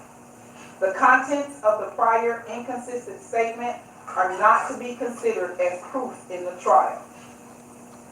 Another factor for you to consider in evaluating a witness's testimony is whether the witness's testimony during cross-examination appeared to be contradictory, unreasonable, and improbable. However, immaterial or minor discrepancies or differences should not affect the believability of a witness unless it should plainly appear that the witness has willfully testified falsely. Expert witness. During the trial, you heard the expert testimony of Dr. Juliet Scantleberry, who was described as an expert in the field of forensic pathology. You also heard the expert testimony of Lieutenant Michael Coburn, who was described as an expert in the field of crime scene analysis. The rules of evidence provide that if scientific, technical, or other specialized knowledge might assist the jury in understanding the evidence or determining a fact in issue, a witness qualified as an expert by reason of special knowledge, skill, or experience may testify and state their opinions concerning such matters and give reasons for their testimony. In giving her opinion, Dr. Scantleberry testified that she took into consideration certain statements made by other persons. Because the statements were made outside the courtroom, they may be used by you only for evaluating the expert witness's opinion testimony and cannot be relied upon as proof of the truth of the matter asserted in those statements. Merely because an expert witness has expressed an opinion does not mean, however, that you are bound to accept that opinion. The same as with any other witness. It is up to you to decide whether you believe the testimony and choose to rely upon it. Part of that decision will depend on your judgment about whether the witness's background or training and experience is sufficient for the witness to give the expert opinion that you heard. You must also decide whether the witness's opinions were based on sound reasons, judgment, and information. You are to give the testimony of an expert witness such weight and value as you think it deserves, along with all the other evidence in the case. Defendant not testifying. The defendant has not taken the stand to testify as a witness, but you shall place no significance on this fact. The defendant is presumed innocent, and the burden is on the state to prove his guilt beyond a reasonable doubt. He is not required to take the stand in his own behalf, and his election not to do so cannot be considered for any purpose against him, nor can any inference be drawn from such fact.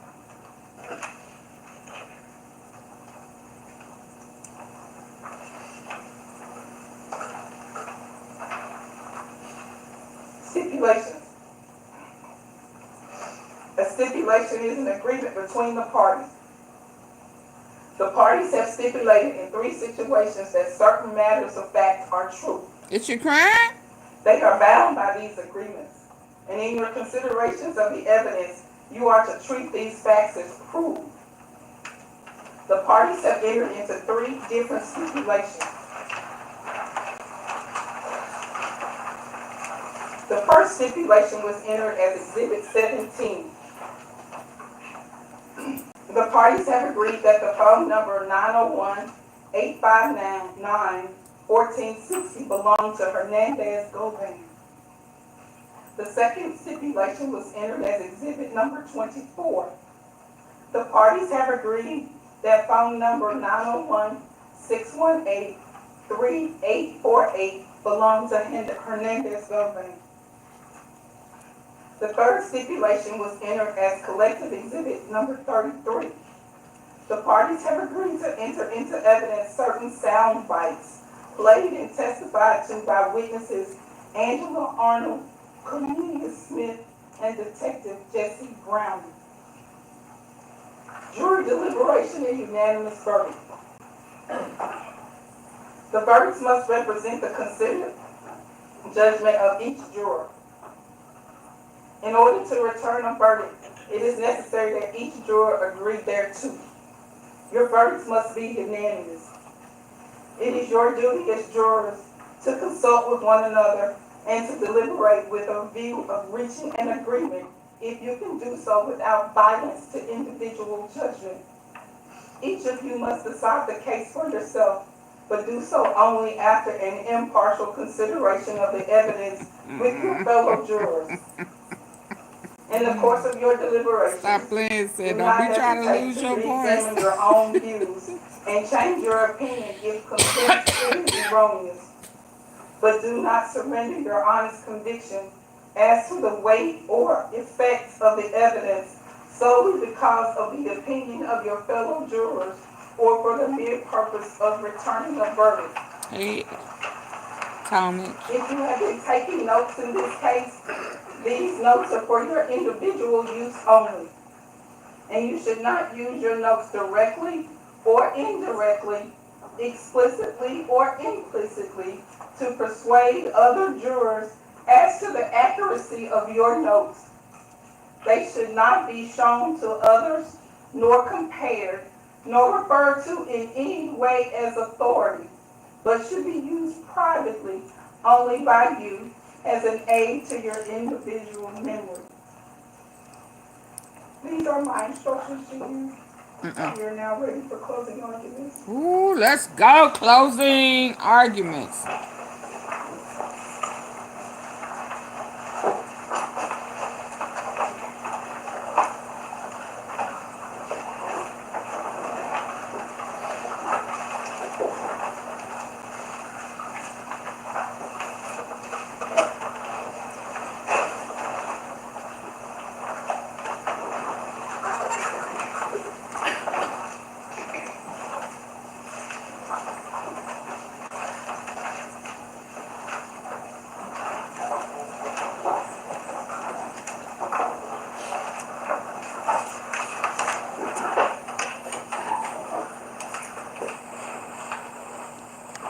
I thought the defense went first.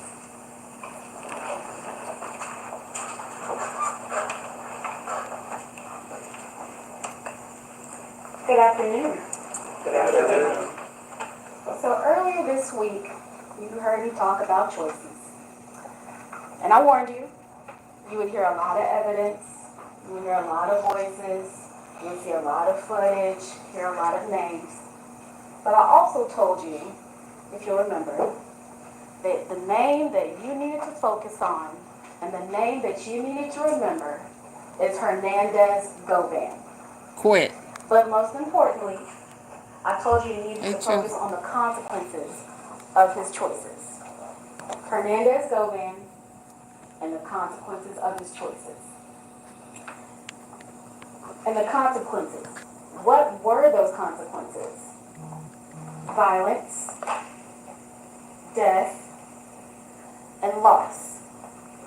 And not just the violent death of a famous music artist, but the violent death of a human being, a person, someone whose life was marked with artistry, community, entrepreneurship. So let's take one last look at how that life ended.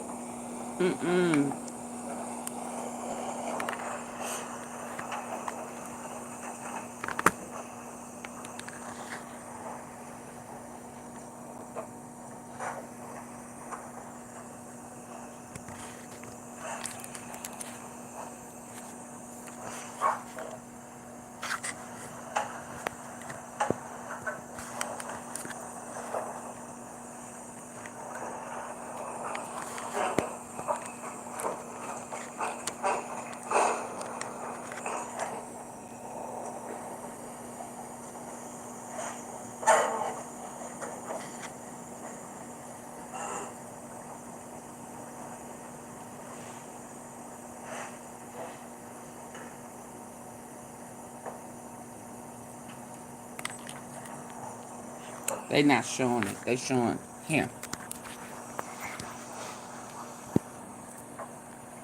Watching his orders.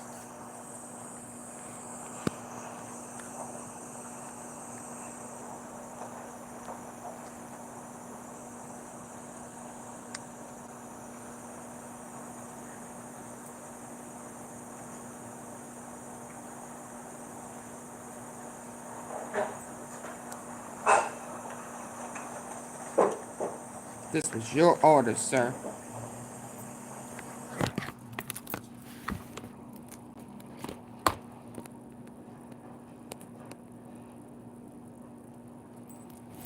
And you ought to be ashamed of yourself.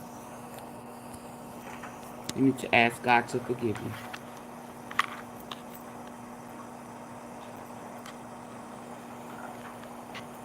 Greasy.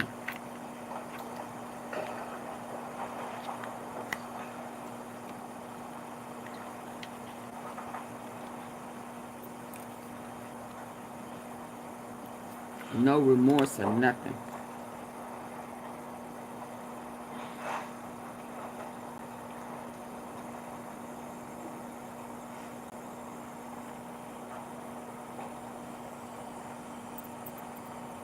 I hope you get life. Oh, girl.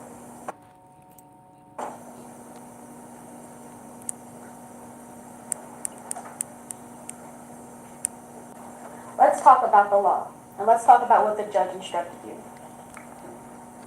Conspiracy to commit first-degree murder. That's the first count.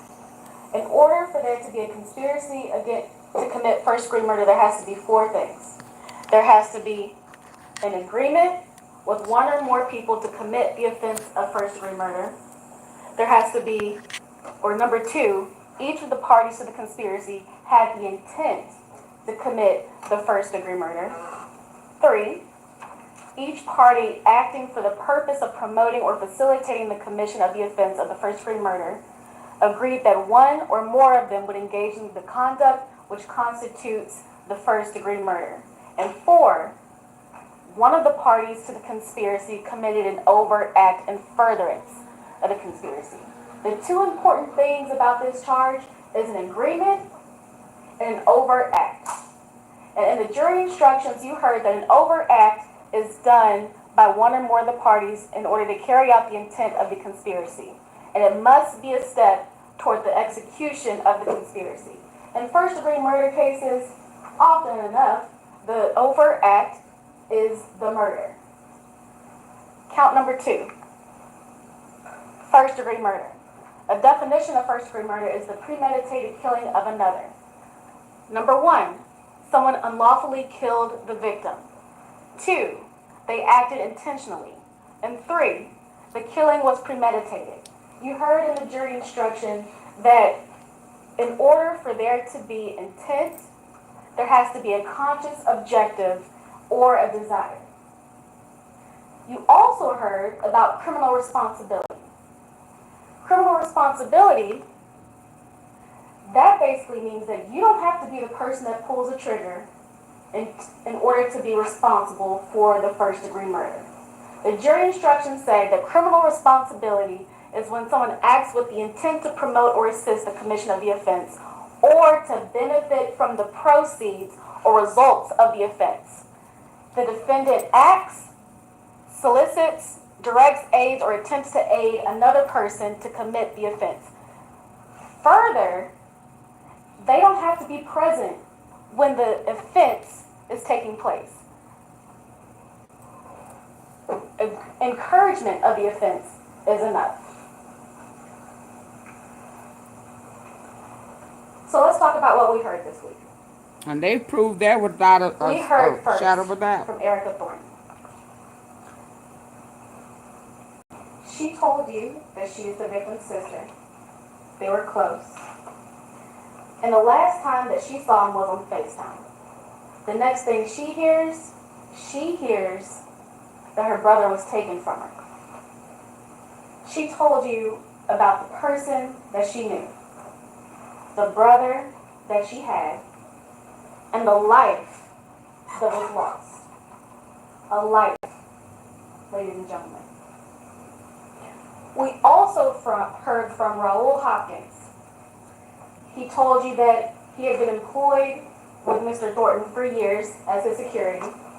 He explained to you the tension between PRE and CMG. And he explained to you that CMG wanted Thornton to sign with them, but he didn't. And because of that, there's been tension. He talked about diss tracks. He talked about various acts of violence committed on Thornton. And he told you about CMG and their connections. Well, as you've heard from the testimony this week, Hernandez Govan is affiliated with CMG. He has connections within CMG. CMG was in direct conflict with Thornton and the life and the legacy that he built. Govan had an in with CMG. Govan had a direct conflict with the life and the legacy that Thornton built.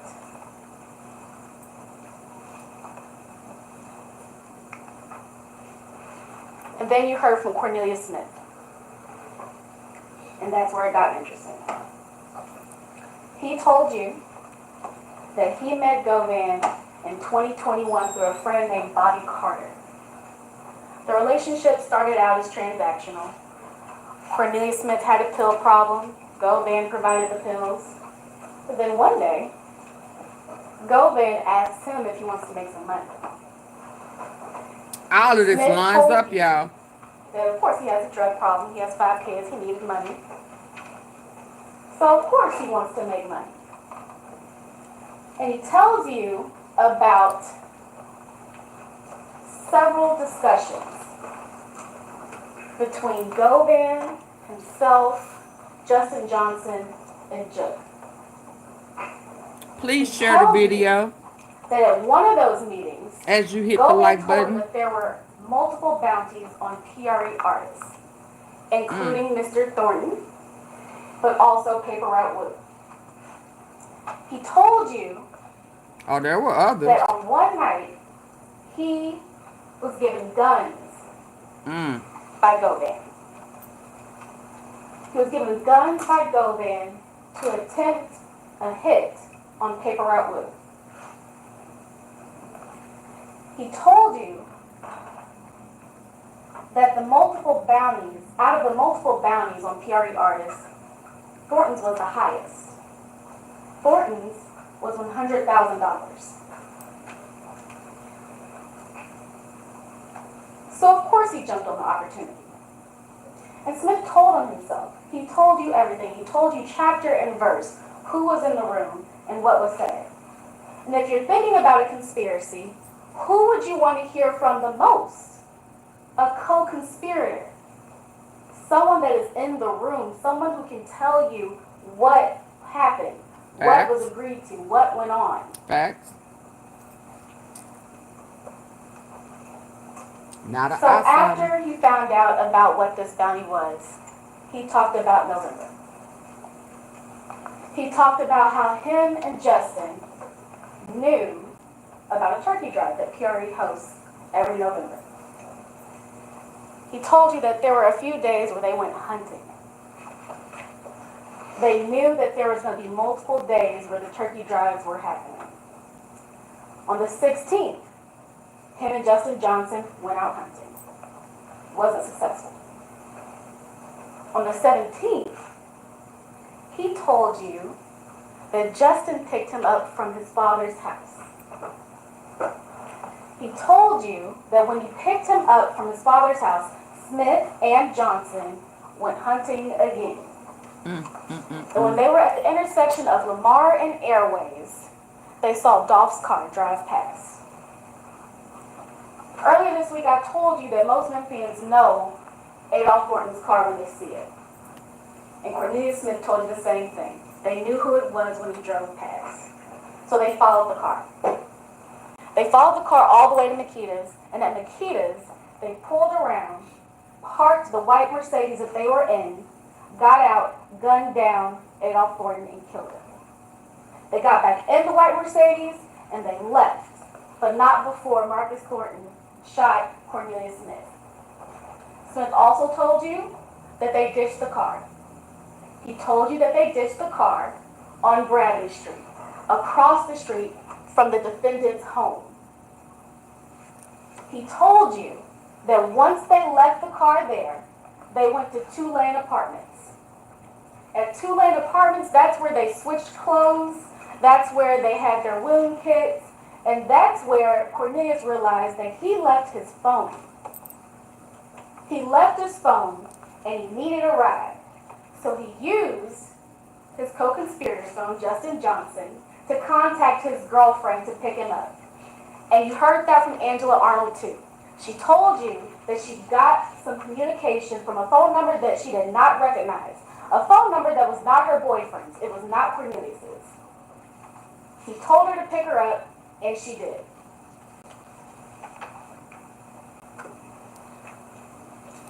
When she picked him up, he got inside the car.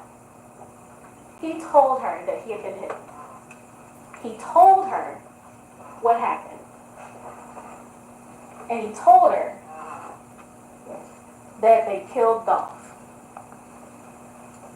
You also heard from Angela that he had previously told her that there was a hit on PRE artists, but she didn't believe him. But he told her. And he told her that there was a bounty. And when she picked him up that day, she learned that they had killed Dolph. They both testified that after they left the 2-lane apartments, they went to a gas station for Cornelius to buy some cigarettes. And after they left that gas station, they met up with Govan. They met up at the Pressure World. And at the Pressure World, Cornelius said that he got his phone back, and he got out the car. Well, first he got out the car. Then he went and talked to Govan, who was already outside the car. And he got his phone back and got back inside of Angela Arnold's car. Angela Arnold also testified that the same thing happened. She's never been to Pressure World before, and she's driven past, but on this particular day, she pulled in, Cornelius got outside the car, Govan was waiting for him, and they went to the back and they talked. She didn't hear anything, but she saw the defendant there. And she knew that Cornelius had to get his phone.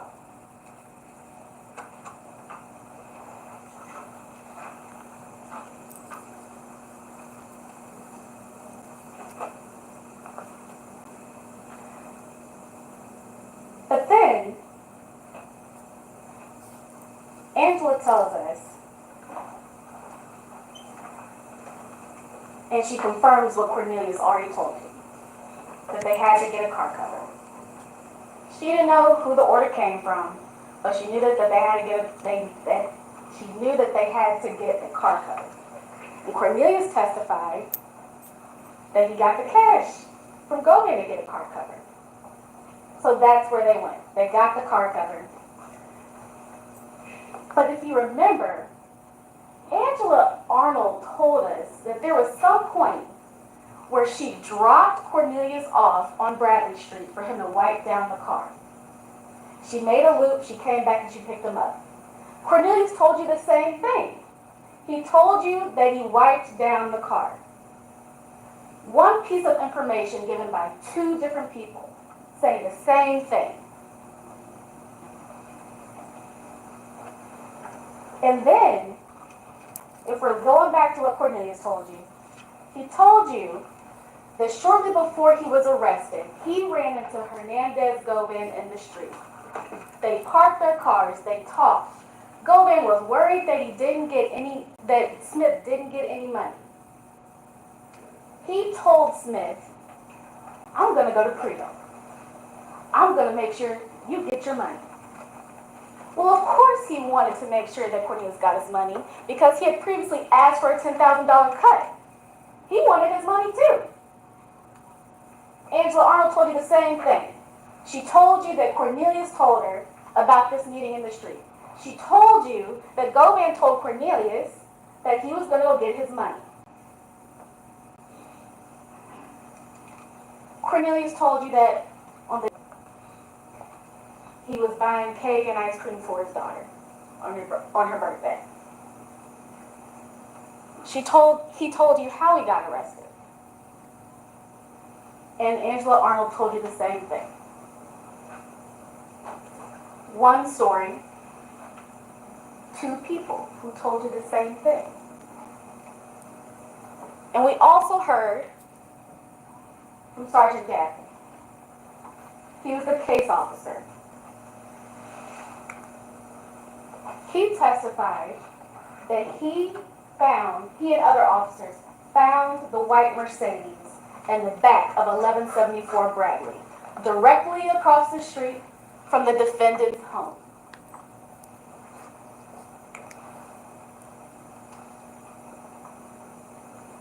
He told you, or he described the description of the car.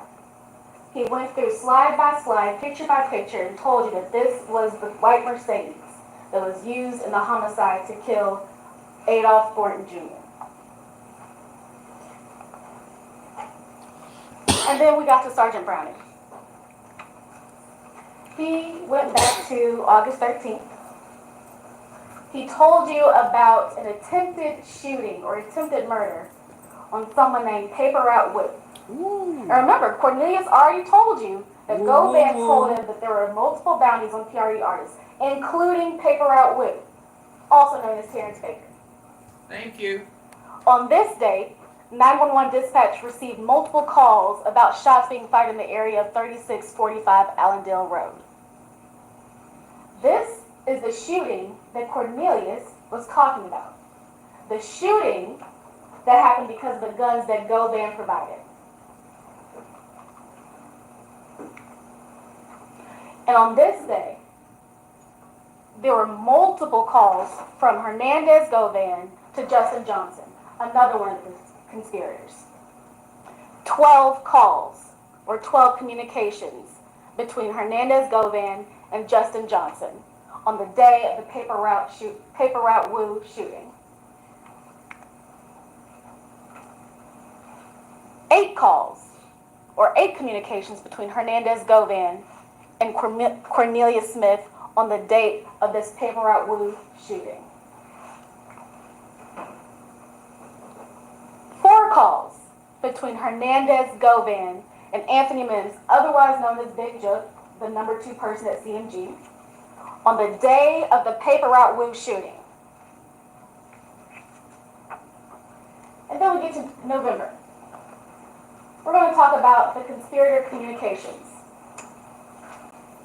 Defense will have you believe that there was no communication between Hernandez Govan and the rest of the conspirators.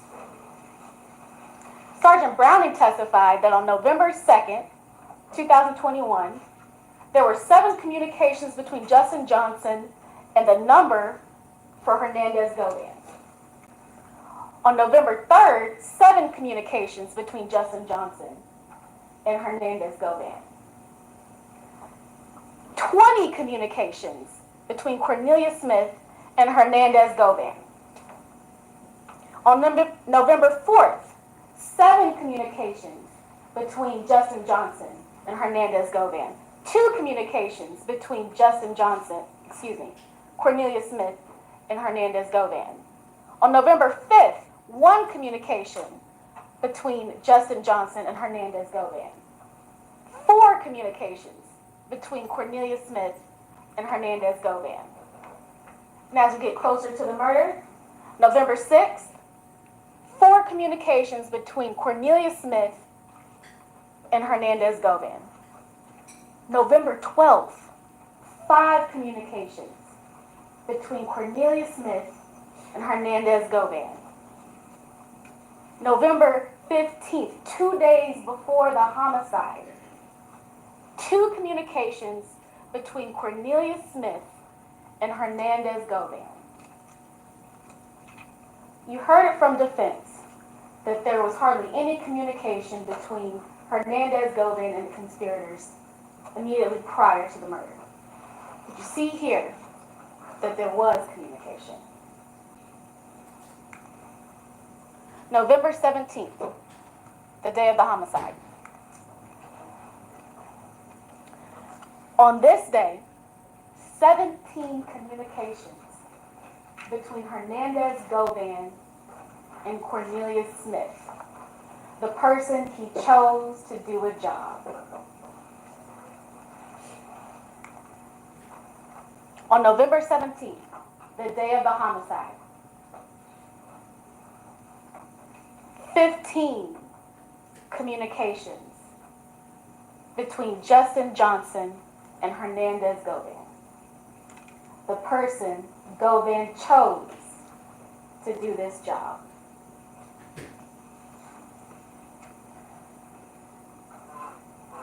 And 3 communications from another number of Hernandez Govan, ending in 1460.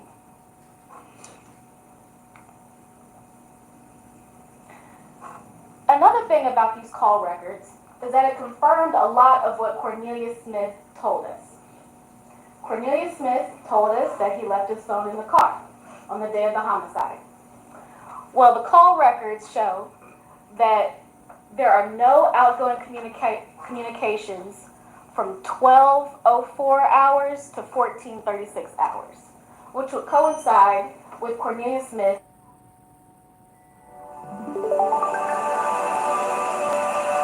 Custom configurations create a space that's uniquely timeless, yet distinctly personal. Thuma. Conversed that it was him and Justin Johnson. Thank you, Corey. He told you they entered into an agreement. He told you that the reason they entered into the agreement was because of the $100,000 bounty.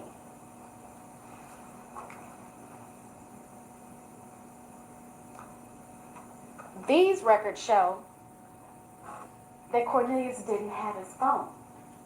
He told you that he needed Justin Johnson's phone to contact Angela.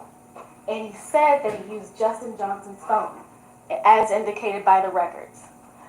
This shows that an outgoing communication from Justin Johnson's phone to Angela Arnold's phone, given the address of the 2-lane apartments.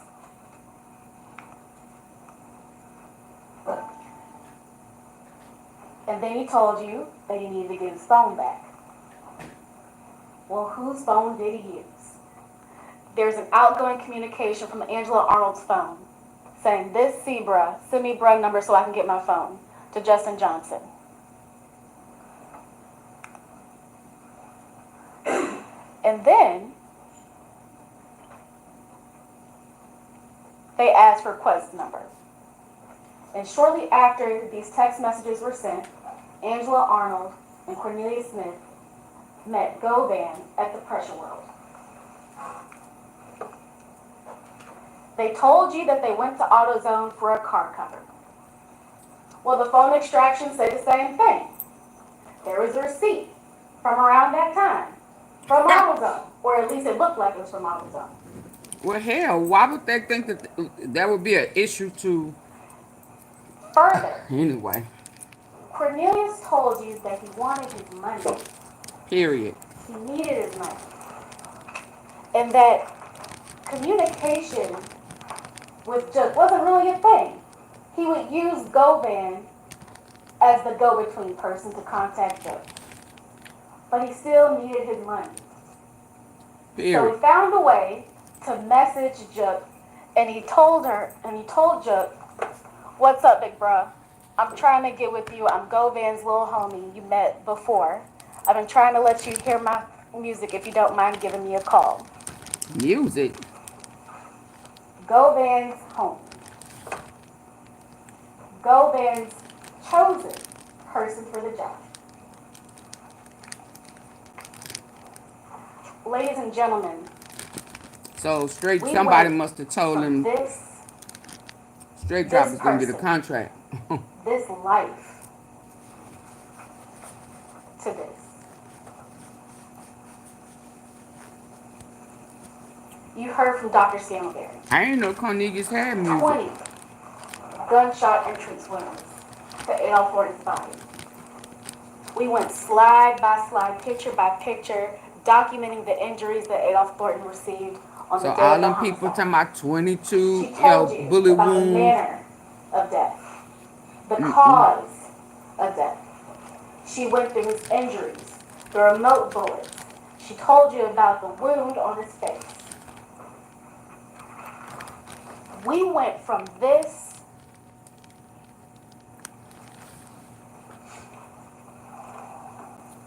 to this. She do better closing arguments than arguing cases.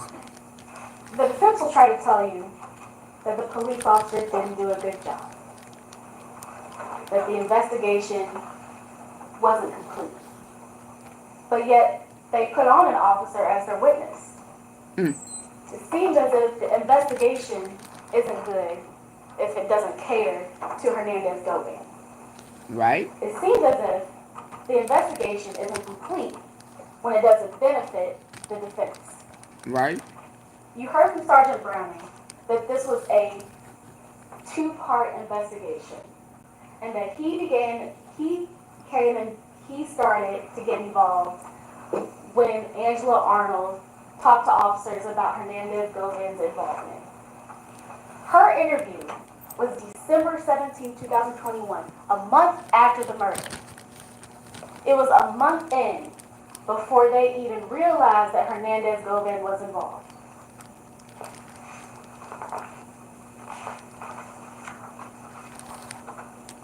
You also heard that Justin had access to Juke, and that Justin was communicating with other people and he was doing his own thing. Get it? But that doesn't take away from this conspiracy. That doesn't mean that this didn't happen. That doesn't mean that Govan is not involved. Govan already had Juke's contact information. He already had Justin Johnson's contact information. Absolutely. He already had Cornelius Smith's contact information. And if you look at the text messages that the defense entered into evidence, you see that there is communication with people that Hernandez Govan also communicates with, like Joshua Taylor. It's easy.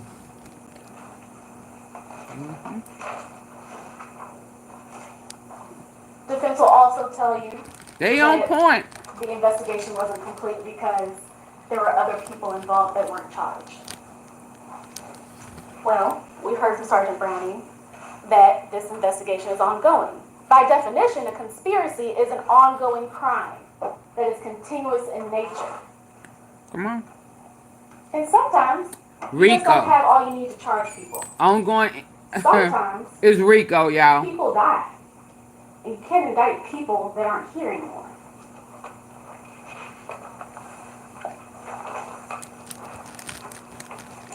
And if all that The dead man didn't contact you heard from someone that was in the room when it happened. Cornelius. You heard Cornelius Smith. You saw the videos.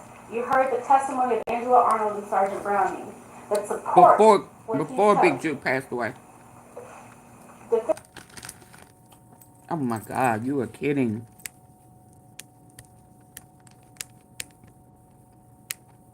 What just happened? Thank you, Kane Life. What just happened?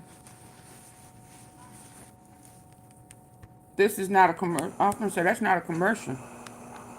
Even Angela Arnold told you. Thank you. That the day he got arrested, when she was with him, he had taken some pain medication.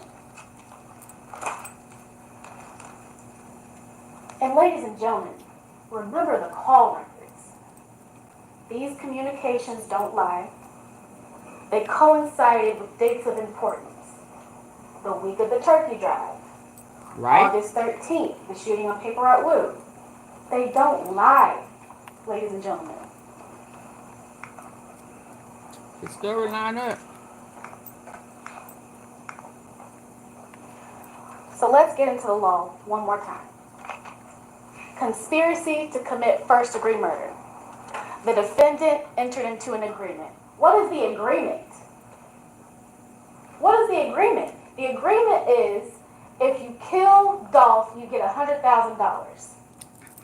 And because I referred you, I get 10%. Participant in that agreement. You heard from one of them, Cornelius Smith. We know there's Justin Johnson, and there's Hernandez Govan. There is an agreement. And what also do you need? You need an overt act. Earlier I told you that an overt act in the murder case is often the murder. Well, you saw videos of that. You heard the defendant, you heard the shooter, Cornelius Smith, testify that he killed ADOLPH Thornton Jr. For first-degree murder, it has to be a premeditated killing of another. When we talk about premeditation, we know that there's no timeline on premeditation. It could be months, it could be weeks, it could be days, it could be a few minutes. All you have to do is have time to reflect. All you have to do is have time to think about what you're doing. Well, they had plenty of time. Cornelius said that they talked about this well before this murder. 1st of We November. saw that the hit on Paper Route Woo was on August 13th. There was plenty of time to think and reflect about this murder. Which and as you hit? saw from the video, it happened. The one with JoJo Splat? For criminal responsibility, all you have to do is you have to have an act with the intent to promote or assist the commission of the offense or to benefit in the proceeds or the results of the offense. Smith told you Govan wanted his cut. He wanted $10,000 from Justin Johnson's cut and from Cornelius Smith's cut. That sounds like proceeds. Further, you don't have to be there when the trigger is pulled. You saw the video, you know that Hernandez Govan wasn't there, but that doesn't mean that he is not responsible for ending this life. Most people who pay the bag isn't there. It's reasonable doubt. You heard in the jury instructions that reasonable doubt means moral certainty. You have to be certain for every element of the defense. That's the ongoing investigation. Gotti is the ongoing investigation part. Certainty means that you can sleep easy at night knowing the decision that you made. It's not beyond a shadow of a doubt. It's not 100% certainty. It's not beyond all doubt. It's beyond a reasonable doubt. That is the standard.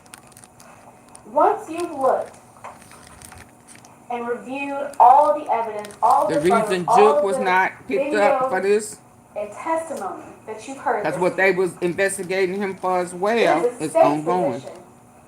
Then we have fulfilled our burden.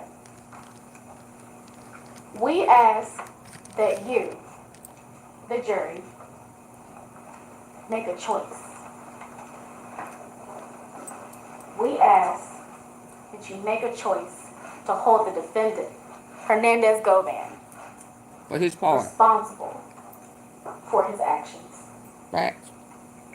We ask that you find him guilty of first-degree murder and conspiracy to commit first-degree murder. Thank you. She did good. We take a break, Your Honor. Discussion is set on. How long? 5 minutes, and just have to switch the software over and have the deputy use my podium. Let's stand in a brief 5-minute break. Court stands at recess, 5 minutes. How y'all think she did?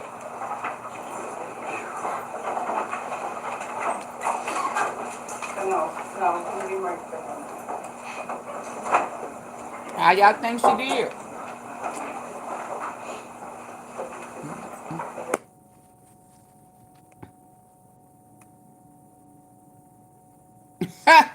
Yeah, you need a break. Because all you finna talk about is what? Because Cornelius didn't know Juke before. So you finna talk about he lies to his girlfriend. They didn't give $500 to Granny, which you don't even know if that's the right Granny. And he said put it in the mailbox. He didn't say go knock on the door and put it in that old woman's hand. And hell, she 83 years old. That was four, almost 5 years ago. You think she gonna remember everything? How dare you bring this 80-some-year-old woman in there? He put my groceries in the car. And he told me how much he was gonna charge me. I would have gave it to him. He asked her one question. She went on with her script.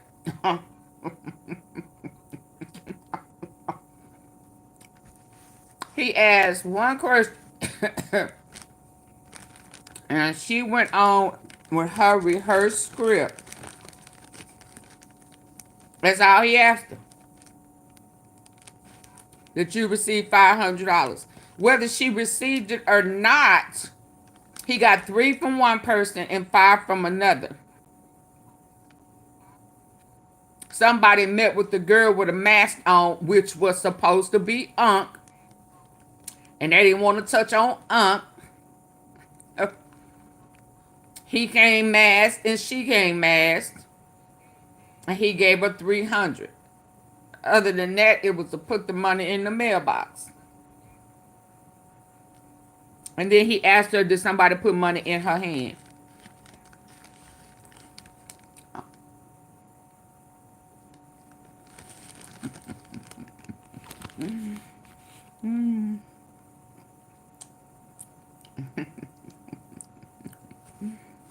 They think they slick.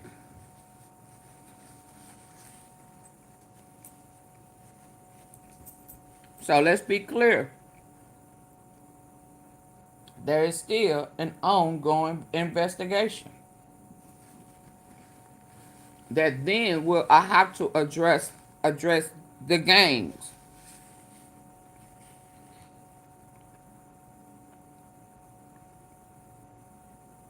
The games in which he didn't want to touch. He didn't want to touch that.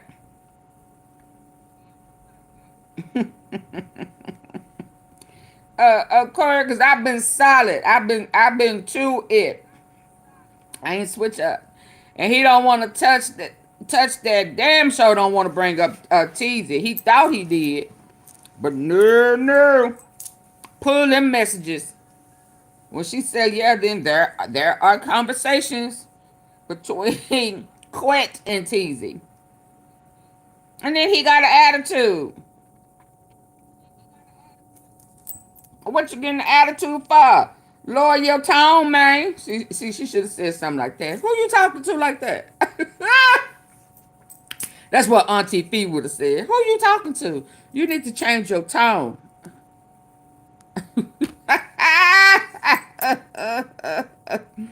And I'm going to tell you something else.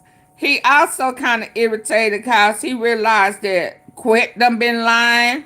You know, you talking about old boy be lying. Hell, what you think Quette do? You think Quette tell the truth? Lower your octaves, yeah.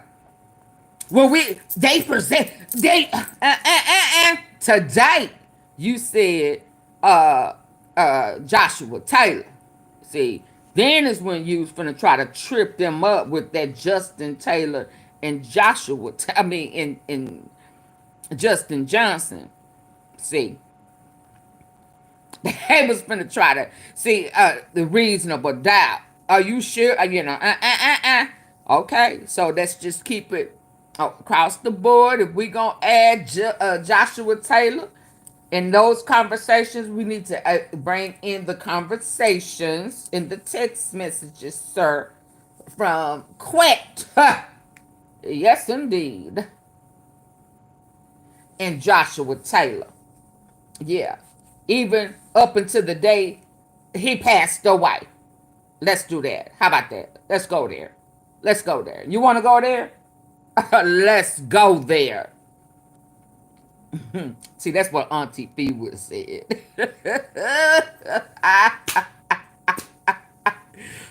Yeah, the person who know. See, them people up in there from Memphis, hell, they don't even know check the affiliation, association. Yeah. Oh, boo-boo, come on, let's go. Let's pull them up until the day Joshua Taylor was assassinated. Who was he communicating with? What was those conversations like? Let's go. Let's go there. Let's go there. Oh, yeah, we don't have to administer a hamburger or Josh Taylor. We'll leave that alone, Your Honor. Yeah. What happened to Trayon Ingram? Truly. Oh, that was for the wrong case. There's another case coming where Trayon and Straight Drop gonna be witnesses.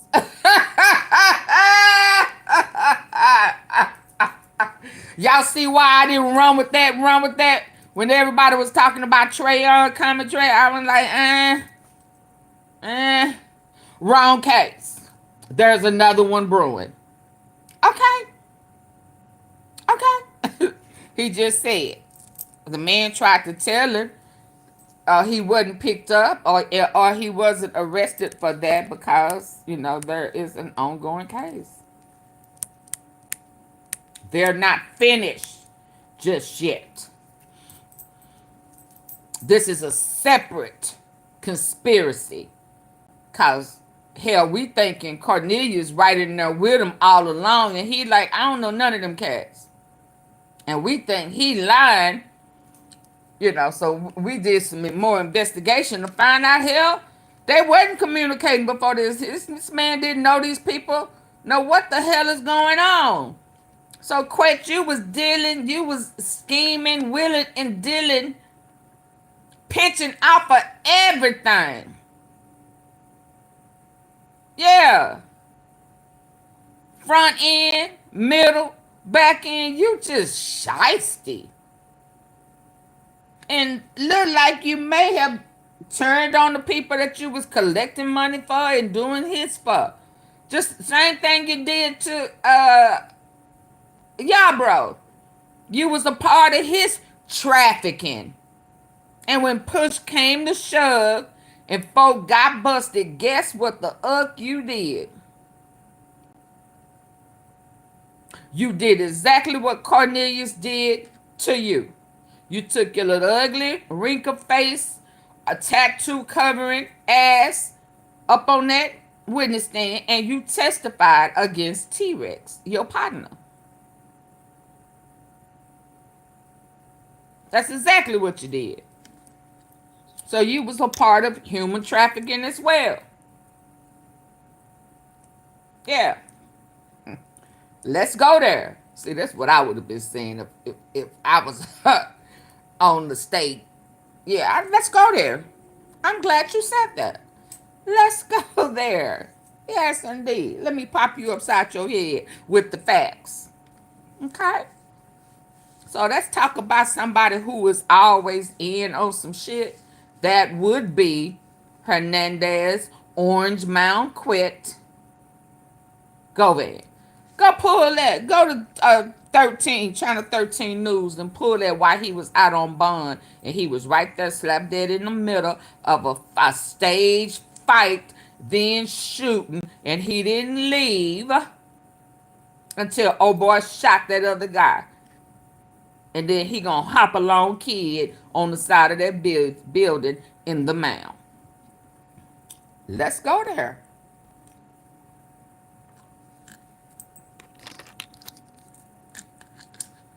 Now, out of respect, them guys in the hood don't want to bring up your daughter.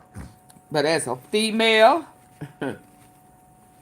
who can't imagine, I know ain't nothing you can tell. A lot of cash debts though, mama, grandmama, auntie, and people in her family that her unalived. We ain't saying she was perfect. We ain't saying she did her little scams. They said she was doing a bank card, credit card, that type of shit. They was coming to rob her. That's the ongoing title that they put on it, make it seem like it's a robbery, like we trying to carjack. And she saw him coming at the red light. She didn't take off. She didn't run the red light. Cause everybody hell in Memphis, when shit is hot, they run them lights, right? No, she exchanged gunfire. She knew that there was a possibility that that heat and shit was coming. She sponsored Trula. See, I should have been the person who gave that closing argument, shouldn't have?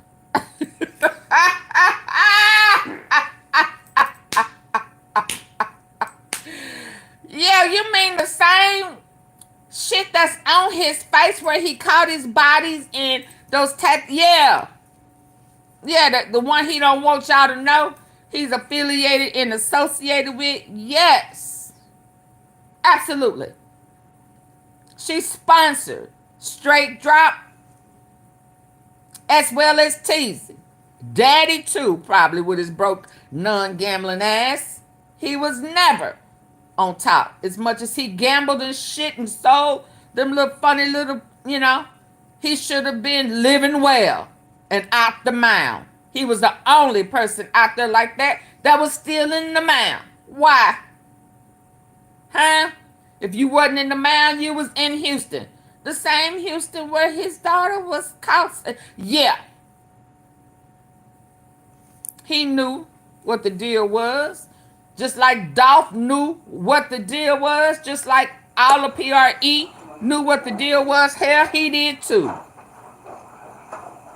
And he told his daughter not to come to that birthday party. And she came anyway. Let's go. They back.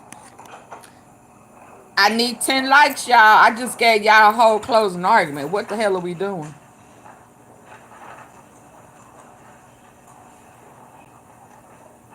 Oh, you didn't like that closing argument? Quick. You heard it.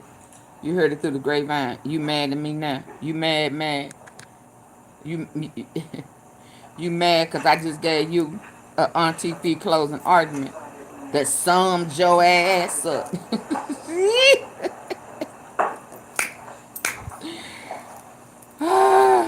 Yeah, you been lying to your attorney, sir. But let's go. Let's listen.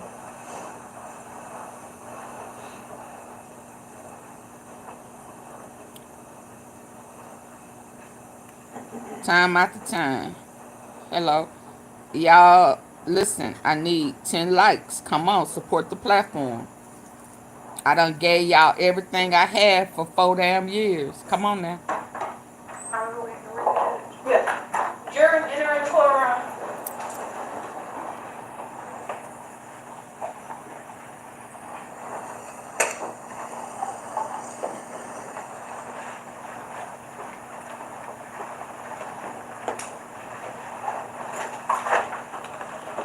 Yeah, he know the date. Maybe his last day going home. You should have washed that makeup off your face. If you know hell, you may be going to prison.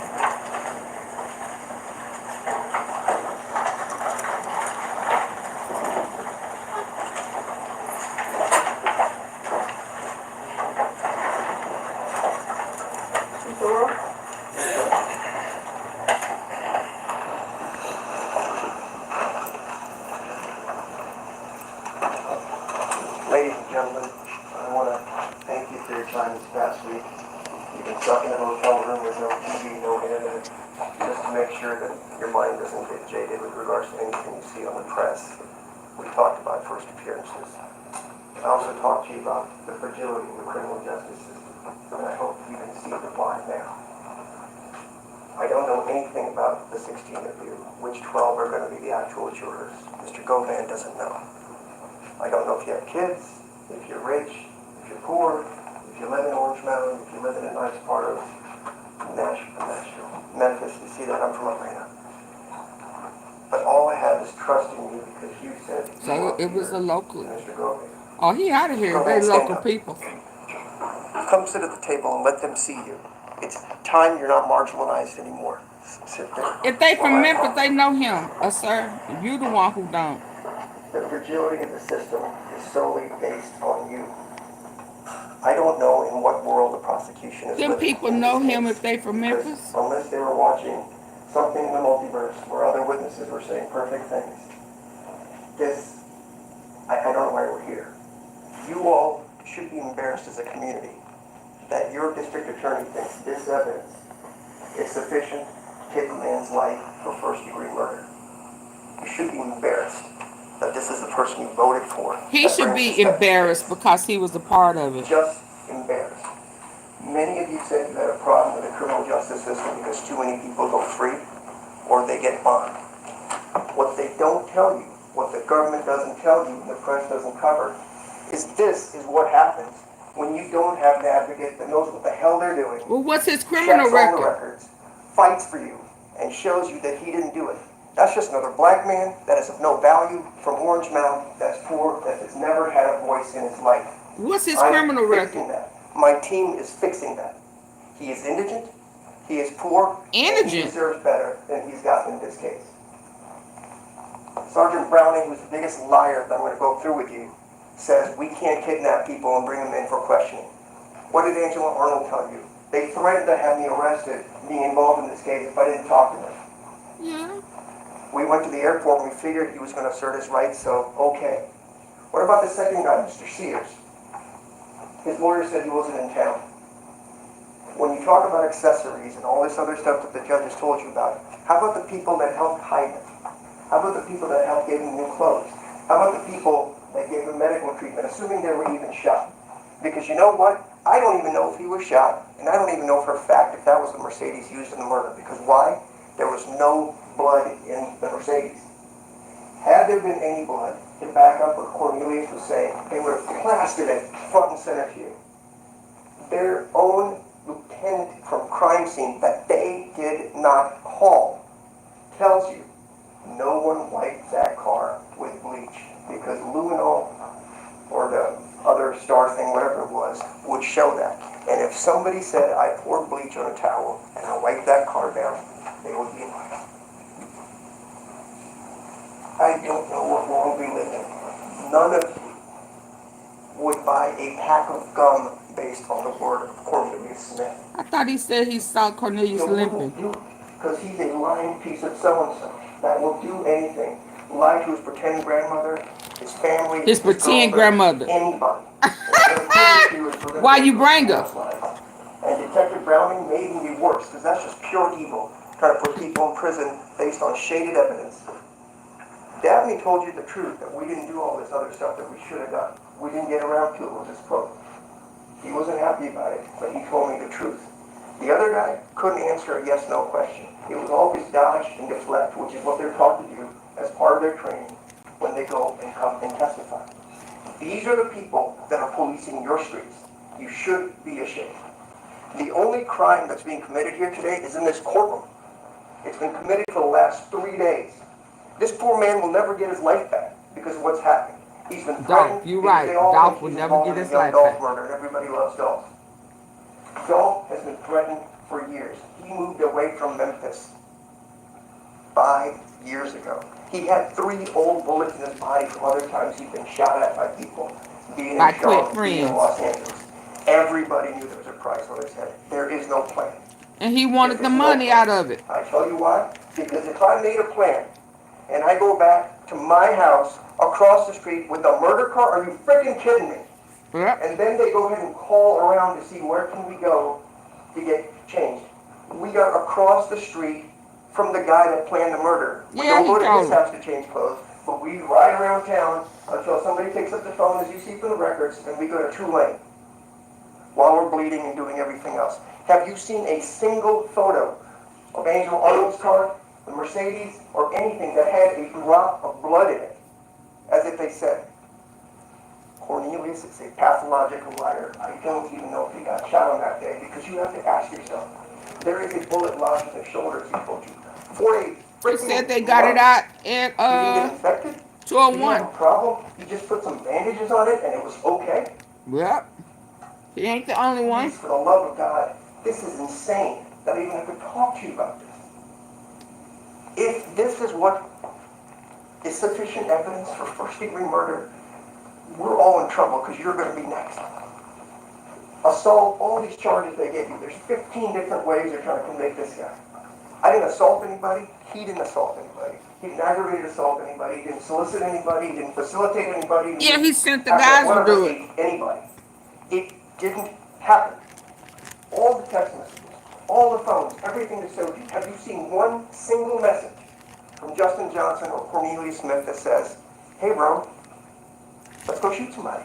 I gave you tons of messages over their objection where Justin Johnson is talking to other people, talking about some people. They weren't discreet about it. Where is a single message? They took the phones outside. Any of these people, over the course of 4 months, that says, we're going to do this. Can we get your permission? We're going to give you $10,000 or $38,000 or $50,000 or $100,000 or $1.5 million.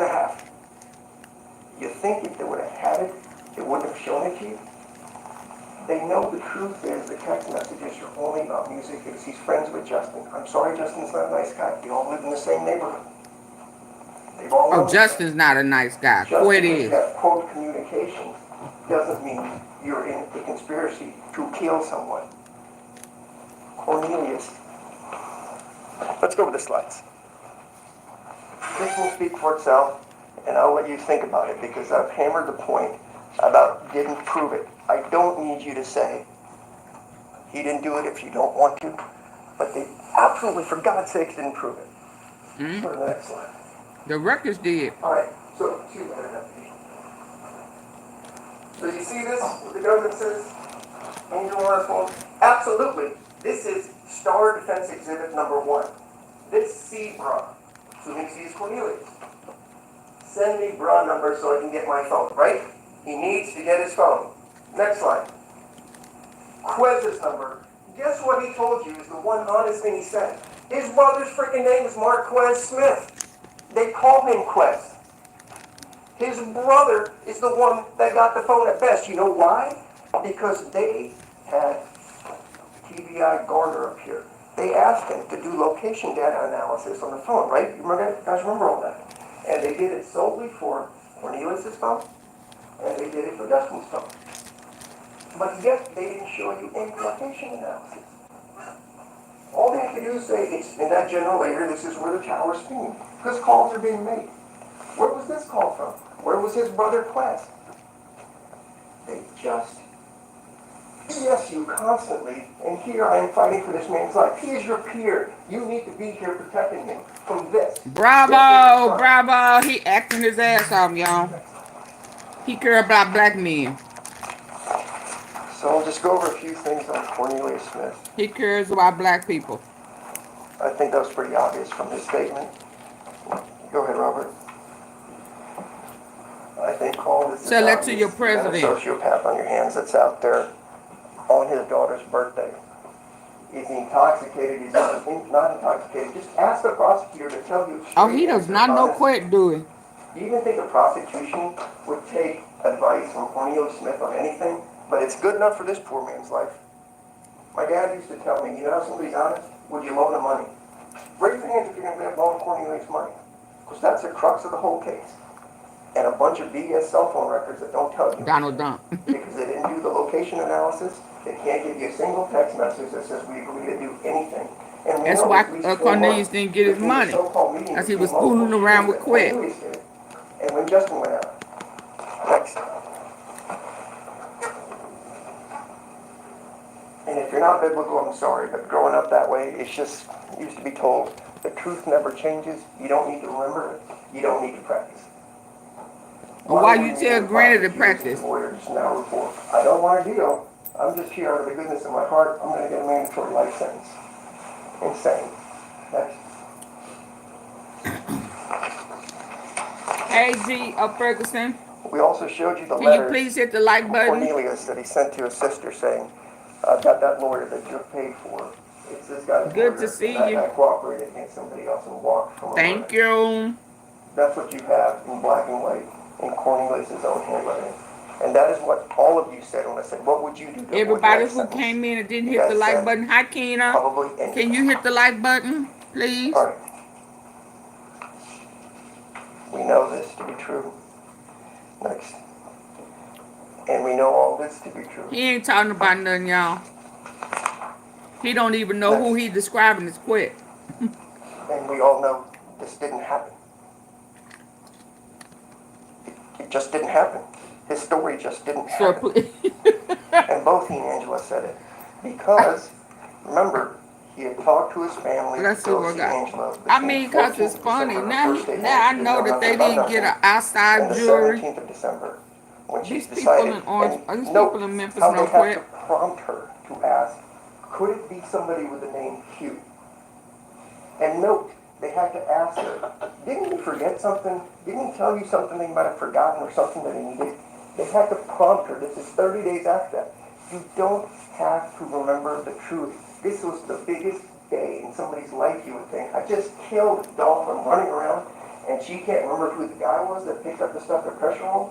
Oh, it was shot. Yeah, she was trying to. She was trying to stay true to the street code.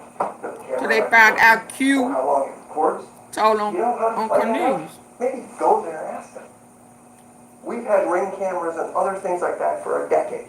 It always goes to the cloud, and most likely it's going to be preserved for a year or so, which is what most businesses would do. Oh, he didn't tell you that he had affiliation with Pressure And guess World? what? You have those crazy MPD cameras everywhere. You drive home, you'll see them. It's got the little blue thing coming out of it.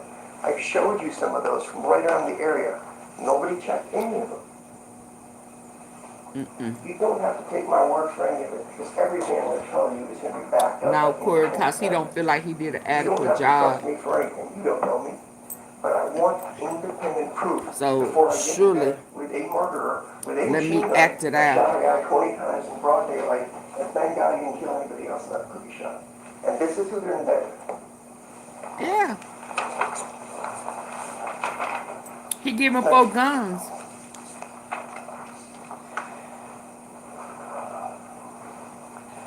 All right. Sorry, I just have to calm myself down. Yeah, you overacting for QUETTE, of all people. Oh, these people know him. Shenanigans, as they try to tell you, is when the officer accidentally said, I don't even know if it was Justin something, I think he said that, but he said, AKA Dolph, I'm sorry, not Dolph, in that. And Mr. Cornelius says, yeah, I met him through miscellaneous in a moment of weakness. And you know, when I asked about it, how you smiled. You have murdered somebody, and we're up here chuckling. The government's chuckling with him, and he's laughing at me, making smirky faces, and says, I saw you on TV. That's the behavior you want from a guy that took a machine gun and murdered people. He's telling the truth. The definition is, I didn't shoot that many people because sometimes we didn't get the shots off or the gun did. No, he telling the truth. You want him to have some integrity. He has Not a single remorse. text message anywhere. Take my word for it. And oh, by the way, I think he's a federal snitch. I don't know if I believe that or not because he's never snitched on me. All right, next. And then he also tells Uncle Ron, maybe we should have gone and talked to him, whoever Uncle Ron is. Yeah, but I'm not a policeman, and I'm not trying to put anybody in prison.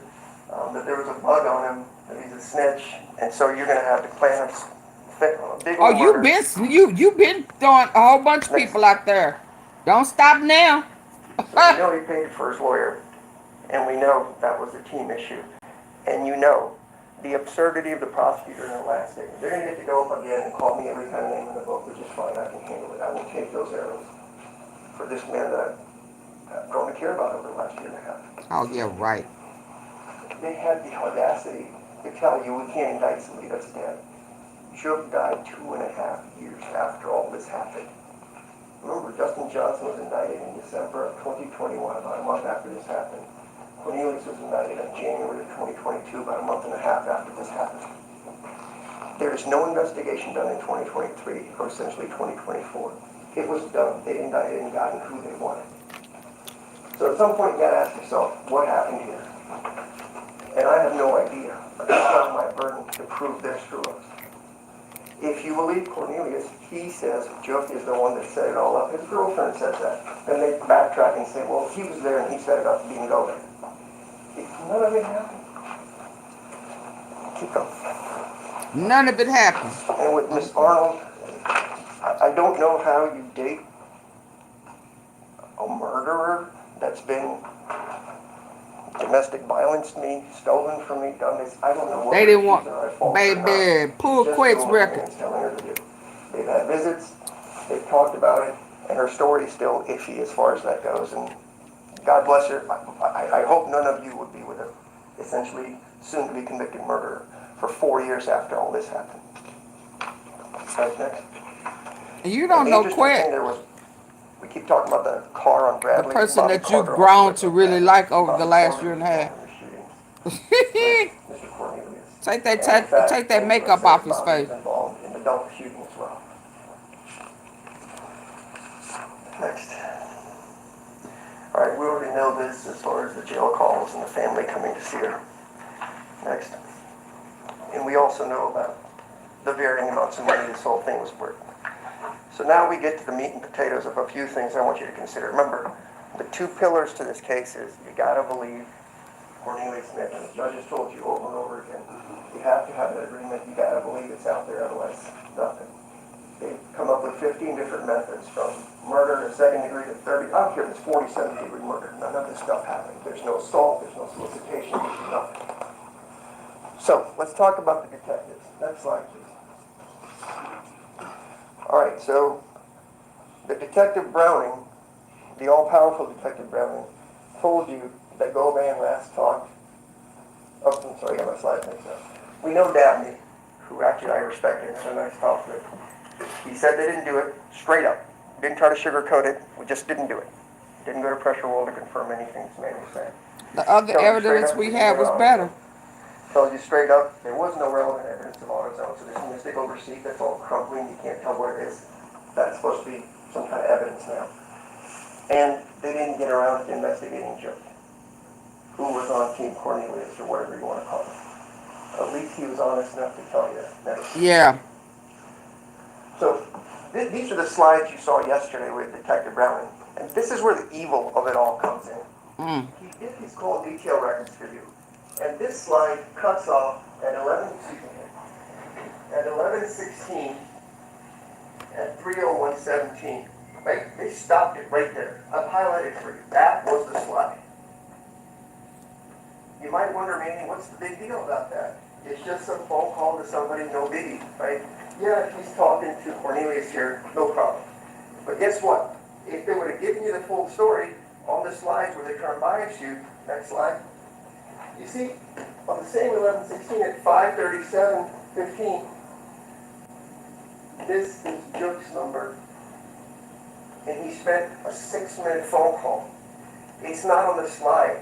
I had to pull that off the call data records that you're going to have a thumb drive. You will never find it or see it because there's thousands of pages of call information out there. But you see, this thing stops up there at 3 o'clock. They don't tell you this part that Justin Johnson talked. We're talking about Cornelius. So send him a turkey emoji. If you are a law enforcement officer, I thought you was talking about Cornelius. Man, what the hell? You don't have a job to convict people. That is why I respect I thought he was finna give us something that they intentionally left off. Pathological liars. Next slide. What type of shit? So I take this where Browning also told you that they last talked to Govan on November 5th. You remember an opening statement that told you Justin Johnson had not talked to Govan for at least 2 weeks prior to the murder. No communication whatsoever. But they kind of tell you because he was in jail. On November 5th, he must have talked to Govan. And then Cornelius last talked to Govan on November 15th. Just remember those. It was very specific that they argued. So let's go to the next slide. So and he dang sure needed some money. On November 5th of 2021, this is Govan's number. His name is Govan. He's getting a call from Justin Johnson. You see this? This is the communication they had on November 5th. How many seconds is that phone call? Let me break it down to you. Zeros. It never went through. There was no phone call for at least 2 weeks. No text messages. Nothing. And this is the guy I'm supposed to be planning a murder with the most famous person in Memphis. Are you kidding me right now? Yes, you're kidding. Oh, so I'm glad at least he know that Dolph was more important than you got Cornelius telling him what they want to say. YOGOTTI. And everything they're going to do is back up what Cornelius says. There is no explanation why they didn't go talk to Joke or bring him down for questioning. It's killing me. There's none. There's none. I gotta seem like I'm concerned about him. I'm really fighting for him. Just go through here. That's 10, 12 phone jackets. Go through all of them. Find me a text message where a single human being tells a Hernandez Govan, we need to do something. That's evil, that's violent, that's criminal. Were you there when they said, Big Juke said no phones? Before all this happened. This is 4 years after the fact. And I'm seeing the slides for the first time. And the slides are complete BS because they keep misleading you about stuff. And so if the incriminating text existed, they would have showed them to you. They've cut off records in half so you can't see the rest of the story. Ain't he rap snacks? We know he agreed with me that these text messages, there's thousands of them with Justin Johnson. It's You need about 50K worth music, of because emotions. Justin was in videos Okay, and y'all, all let's that go. stuff, and Cut it Gomez was up. there. Turn it He could be up. a colleague, You a about friend, whatever 30K you want to call short. it. That doesn't make you a murder criminal. And we know he talked to Cornelius about pills. 14 communications is what they call it. What they don't tell you is how many of those 14 actually went through. What his record look like, Manny? 11 is important because that goes to voicemail. What's his record? Or the call goes through properly. Is it a text message? I don't know.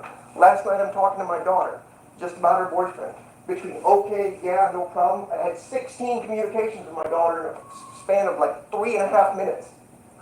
It doesn't mean anything, and you can't presume you know what the communications are about, if in fact, for the love of God, they even went through.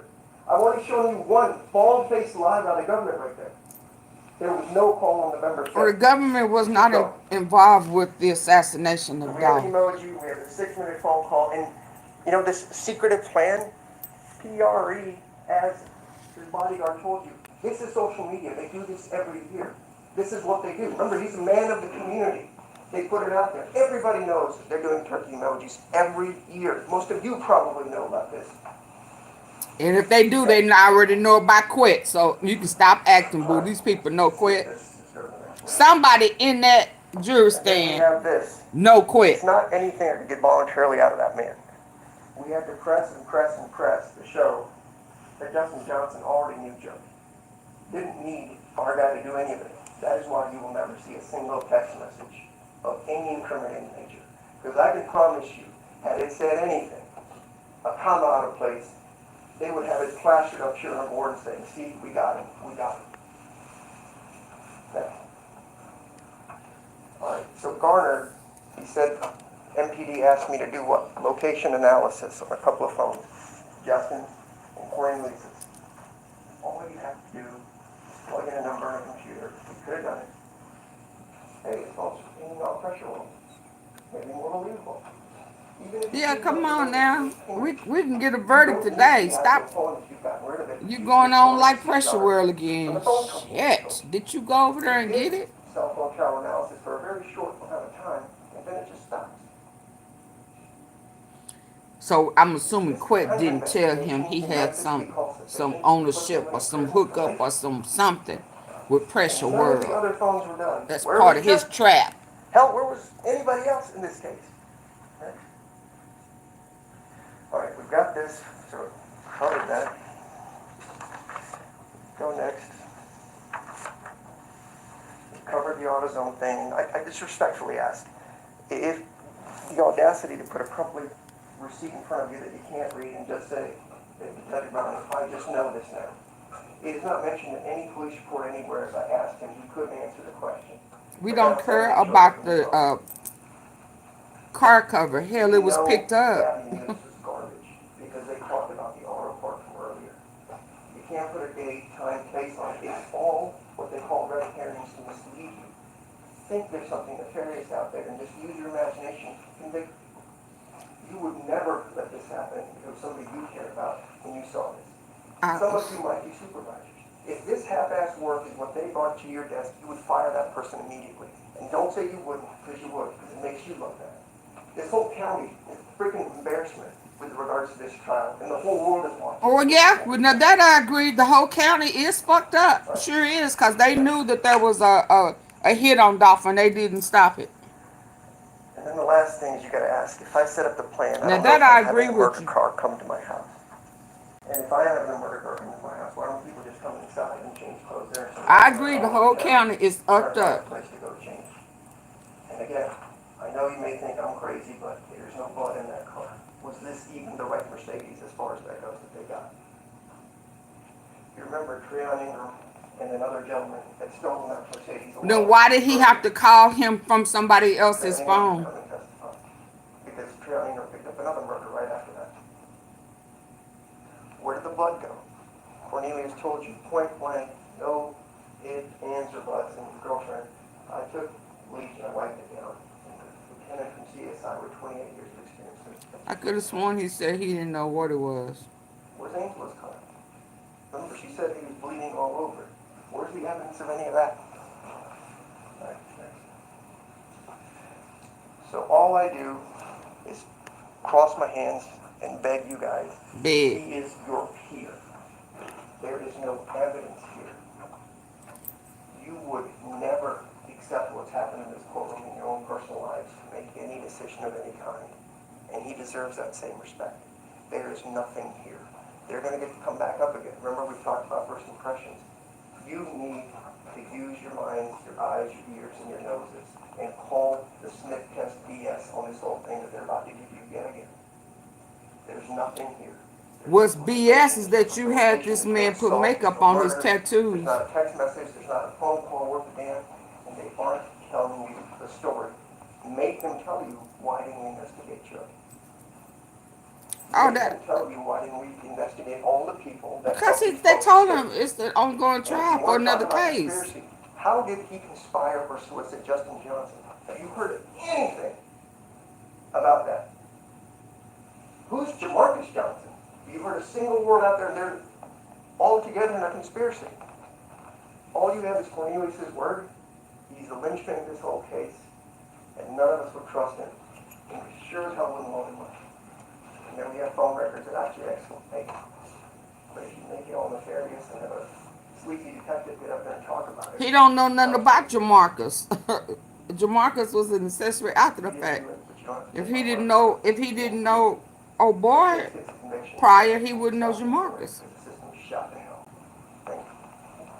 Bye bye. Y'all better stop hiring him. He a good actor at the end, but no. Oh, he done turned. Boy, you better get that arch out your back.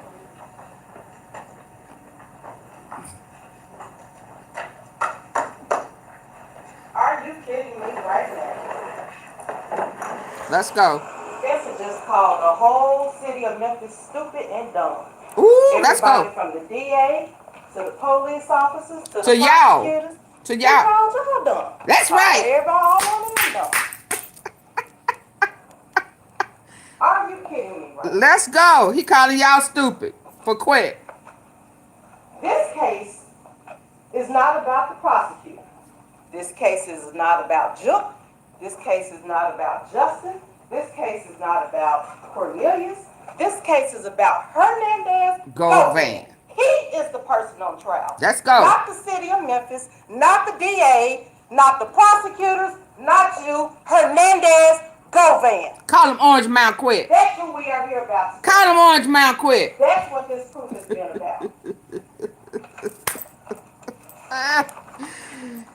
Embarrassed. Who should be embarrassed? Call his ass Orange Mound Quit. Govan. He is the person that made the choice to get engaged in this conspiracy. He made that choice. Tell him to take that makeup off his face and you'll see them damn tattoos. And our choices are one of them. What choices did Hernandez Govan make? Yeah. You've heard that over the last few days of the choices that he's made. His choices led us here today. His choices got his daughter killed. Let's go.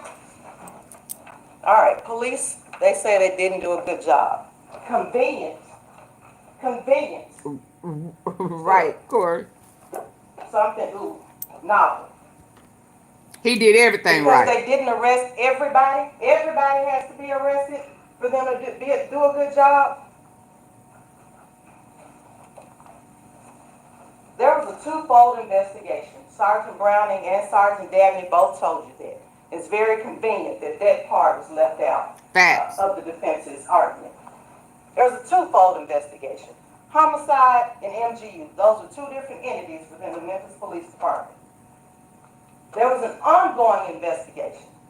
And as Ms. Williams mentioned in her closing statements, this is a conspiracy. It's ongoing. To let you know that they were still investigating, look at the call records.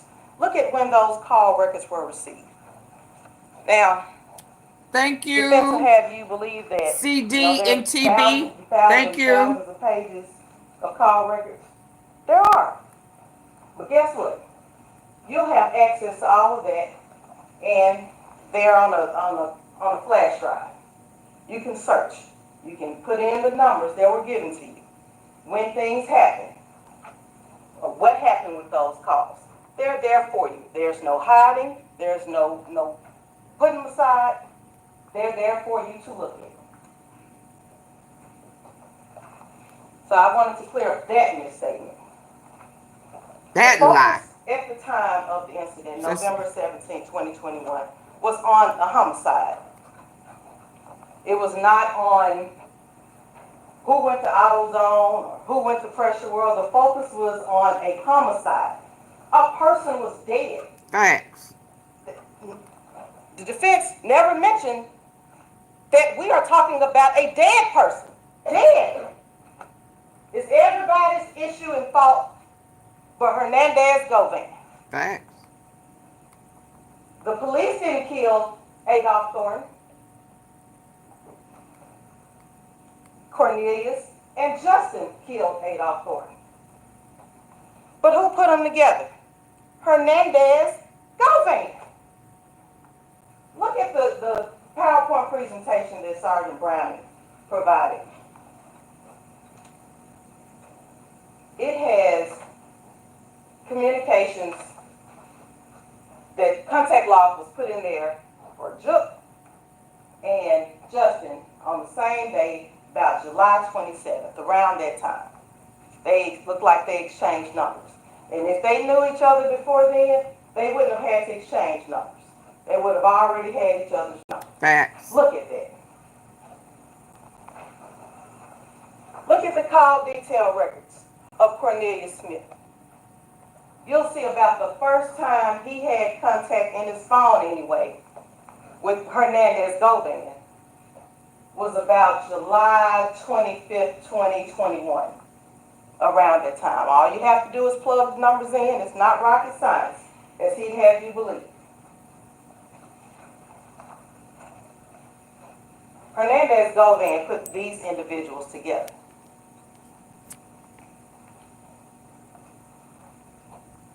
In Govan's investigation, Govan's role in this conspiracy, as far as MPD was investigating, really didn't start until Angela Arnold gave a statement.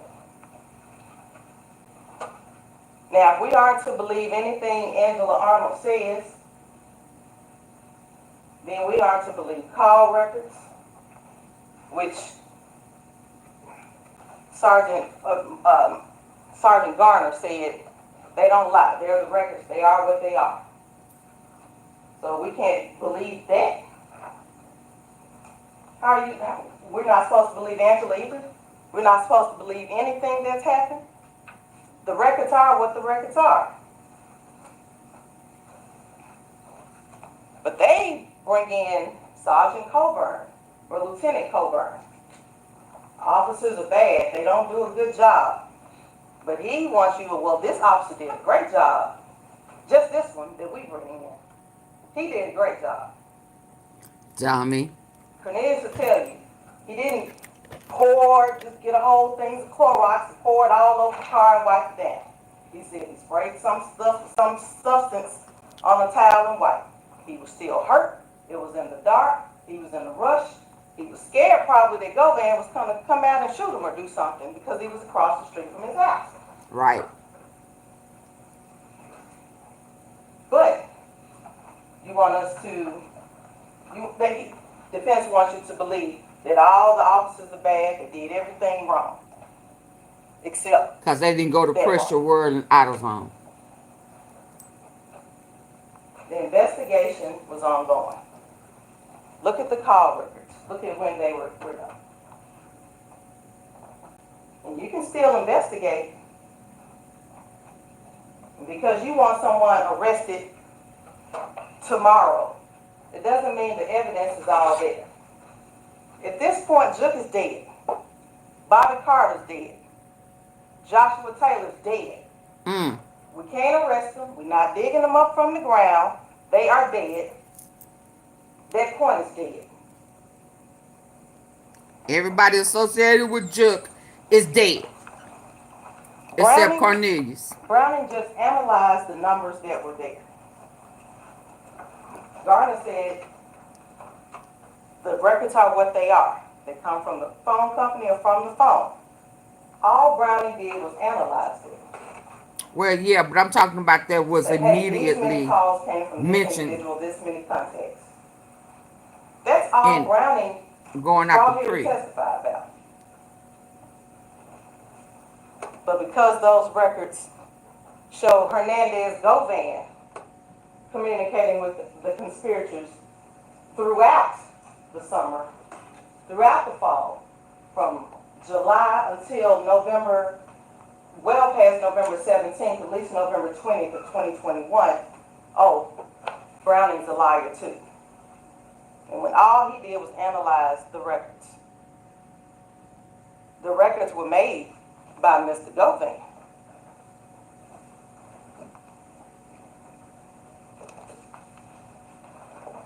Defense also brought up that basically Justin Johnson had access to Juke on his own, basically.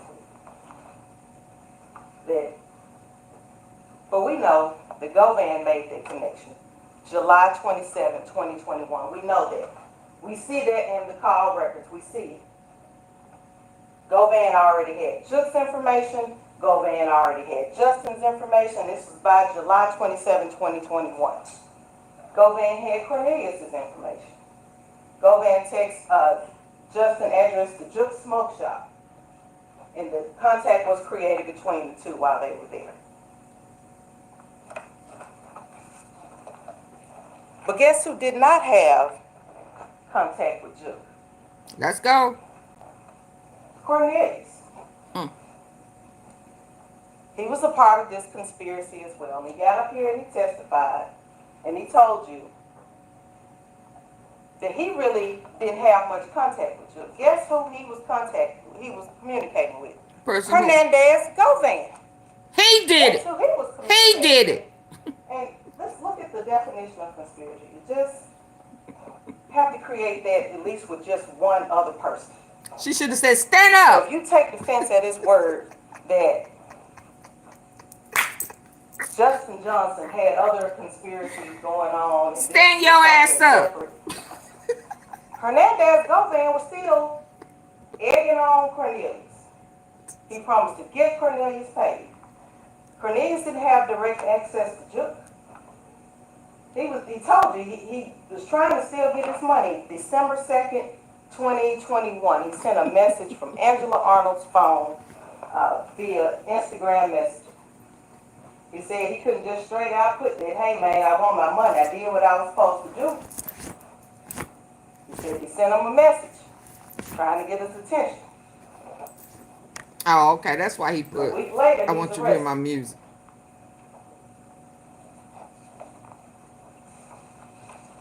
But Hernandez Govan was the link of $20. Tell him to stand up. Hernandez knew Juke. Even if the order, if it did, that's still being investigated. But if the entire hit came from Juke, it was communicated to Govan. Facts. Who then put it out to Justin and Cornelius. In that order. Hernandez Govan did that. In Cornelius' mind, he is the mastermind. That's the link. Absolutely. The defense also makes the assertion that for 2 weeks, Hernandez Govan didn't have any kind of contact with. Tell it. He was in jail. Any of the people who did the killing. I know he it's didn't the have press. contact with Cornelius. He didn't have contact with Justin. The phone records will tell you that that is not true. Oh, okay. It's simply not true. The phone records are there. There was contact. There was contact the day before. There was contact the day before that. There was contact days before that. And even if they didn't talk on the phone, what is stopping them from walking to his house? Absolutely. Communication is there. Heavy money. Doing everything to take away from the fact that this trial was about Hernandez Govan. Tell him to stand up. Stand your ass up. And there's nothing that says, okay, if we don't talk within 2 weeks that all of this is out the window. Right. Nothing in the jury instructions that the judge gave you or read to you said, all right, this conspiracy ends, we'll talk in a week. This is not girlfriend and boyfriend stuff. This conspiracy was ongoing. Hernandez Govan is just trying to pull himself away at this point. Mm-hmm. But this, Justin and Cornelius, they were put together by Govan. It's been reiterated several times. All right, even if you believe what the defense says, say Justin was conspiring with others. Okay, two things could be true at the same time. But what we do know that shortly before the turkey drive, Cornelius said that Hernandez Govan called him and Justin together and was like, hey, y'all know this turkey drive getting ready to come up. Stand your ass up, y'all ready to make this money? Y'all ready to do this? Cornelius told us that. The call records, they showed there was some communication. Wipe the side of your face. Stand your ass up. Come clean. Govan just reminded them, this is your mission. This is what you're supposed to do. Facts. If you want this bread, you need to make it happen. You need to make sure. Because I ain't got no more free pills. Get your ass out there and get to work. This is what you do. As soon as you get paid, I get paid. Even if there were other conspiracies, just if there were other conspiracies on the side. On November 16, 2021, Justin Johnson chose Cornelius. Justin Johnson. He chose Cornelius. Mm-hmm. The same Cornelius that he was introduced to through Hernandez Govan. That same day, Justin Johnson sent Juke a turkey text. It's the same text that defense has entered into evidence. He sent that on November 16th. Pimpin' ain't easy. Defense just showed you there was some communication with Juke on November 16th. With STRAIGHTDROP. On November 17th, again, the day of the murder, the day that Dolph was killed. Even if there were, again, other conspiracies, Justin Johnson chose Cornelius Smith to go on a hunt with him. Yeah, because he didn't even call him. He just went over there and picked him up. He chose him the day before, he chose him on the day of. And Facts. Cornelius Smith said the only way he knew who Justin Johnson was because of Hernandez Govan. Stand up! Stand your ass up. He told you that several times. Stand up and wipe the side of your face and let them know how y'all all connected. Trula Mafia. You said Trula for life. Yeah. Stand your ass up. Cornelius. Let's talk about his testimony. Cornelius was the state's witness. Prosecutors are probably not going to be hard in screaming at their own witnesses. The point is to get the witness to talk so that you, the jury, can understand what's going on. They're a witness. Yeah, man, and little boy. Quit. Cornelius at this point. I'm going to send him a letter. You let that man little boy you. Telling you to stand up. Hold your head up. Like he your daddy. To you about what he did. He said and told you. He did? As you watched the video of the murder of ADOLPH Thornton. He told you that's when he was the big gun to kill him. Yeah. Now, if any part of that is if he's to lie about, why lie about him killing somebody? That's where you lie. Facts. He didn't lie about that. He ain't lying about quit. He told you. I mean, I did. But I wouldn't have known Justin Johnson except for Hernandez Govan. And he put us together to get this done. I mean, let's be clear. He wouldn't have told on Told Quett. you Had Quett not told on him. the defense attorney at least several times that he was under the influence. You saw the He need that video. money to go gamble. And he need his pills because he hurt. Cornelius Smith he was up there. He was high. Even the questions that were asked of him were confusing. And he told you that I don't remember. I had taken some pills, and we learned you've been taking pills. So why at that point say anything different? Even Angela Arnold said he took some pills that day. Yeah, he may have been fine, but he told you. I've been doing this for a long time. It may not affect me the same way that it affects someone who doesn't take pills. Mm-hmm. But in addition to the pills he was taking, Oh, he took some no. Tylenol PM. Defense tried to make it seem like it was just, a headache medicine. Nope. But he was getting that edge. He saw the end of the road coming for him. He knew the marshals were behind him. Right. He knew it. He's taking them pills. So we try to get a statement out of him that day. He's all over the place. He's confused. Doesn't really say much to him. But he gives a statement eventually. And he tells you on the stand what happened. How Mr. Hernandez Govan set all of this in motion. And defense, paints him as a liar. Cornelius said his game with the women. Well, that's true though. Angela, she's still with him. Some kind of game. Sure is some type of game. It sure is some game. He had enough game where she took his phone. Shit. He handed over his phone to her the day he got arrested. And Miss Ferguson, the neighbor. Oh, wow. She said, he's a sweet baby. Just sweet as he won't be. Just keep slow. He helped her out. She didn't have a bad thing to say about him. Said he didn't give her $500, or someone didn't give him $500 for Cornelius. How do we know Miss Ferguson is the neighbor that happened to? Thank you. Live on the street, there's several neighbors. Thank you. Sweet little Miss Ferguson. He picked the wrong neighbor. Bad to say about Cornelius.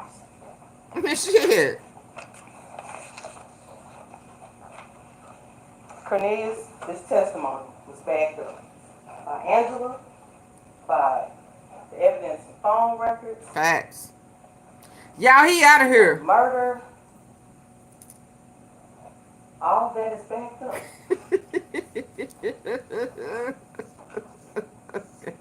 Okay, you have looks like it won't let you put all the ASS in there. V money. Crumbled up. It won't. You have access to the picture of their receipt. It was a picture that was in the phone. Stand your ass up, Elmo. Look at that. It was in Browning's presentation. Look at the receipt. Blow it up. Stretch it out. You'll see that was taken, it looks like AutoZone, and it was a receipt from November 20th, 2021. The state has spoken. Let the jury say guilty.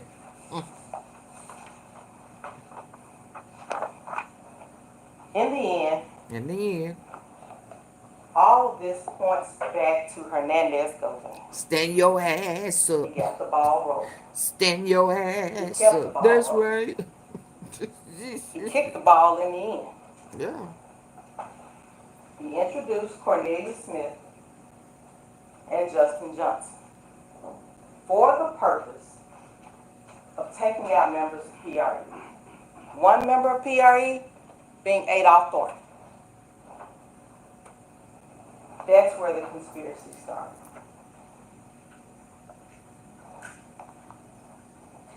But again, that ain't where it all ends. things point back to Hernandez Govan. Justin Hernandez Govan. Right. Cornelius Hernandez Govan. Big Drew. Juke, as the defense keeps wanting to throw out, Hernandez Govan. That's right. And why I go to Hernandez Govan house after they commit the murder? Because that was comfortable for them. No one ever said these were the smartest killers. They didn't plan on getting shot. That wasn't part of the conspiracy. When we get shot, we're going to go here. But they'd already had the getaway car at Hernandez Govan house. Right. And who pushed it in the back in the woods? They met at Hernandez Govan house back in July. If they would ever meet up during the time of the conspiracy, from June of 2021 until March of whenever they were arrested, they would meet at Hernandez Govan's house. Right. All them other guys was hanging out. Go to Hernandez Govan's house. That's right. They're all in the video. Park your getaway vehicle, go to Hernandez Govan's house. Park your murder vehicle, Hernandez Govan, that's the person. Now, why did they not go in? Maybe he wasn't there right then. Maybe he was like, something went down, I'm getting out. Who knows? But we know what happened. We know where they went. We know that the murder vehicle was parked there. We know that the getaway truck that they used to get somewhere else was parked in front of Govan's house. We know that. Even Cornelius Smith told you, Cornelius Smith told you that Justin wanted him to meet him on the day of the murder. He wanted him to meet at Govan's house. Cornelius said he couldn't get over there. So Justin came and picked him up. Again, all of this going back to Hernandez Govan, as much as the defense tried to deflect and get you to choose different deflections, it all points back to Hernandez Govan. Tell him to stand up. Stand your ass up.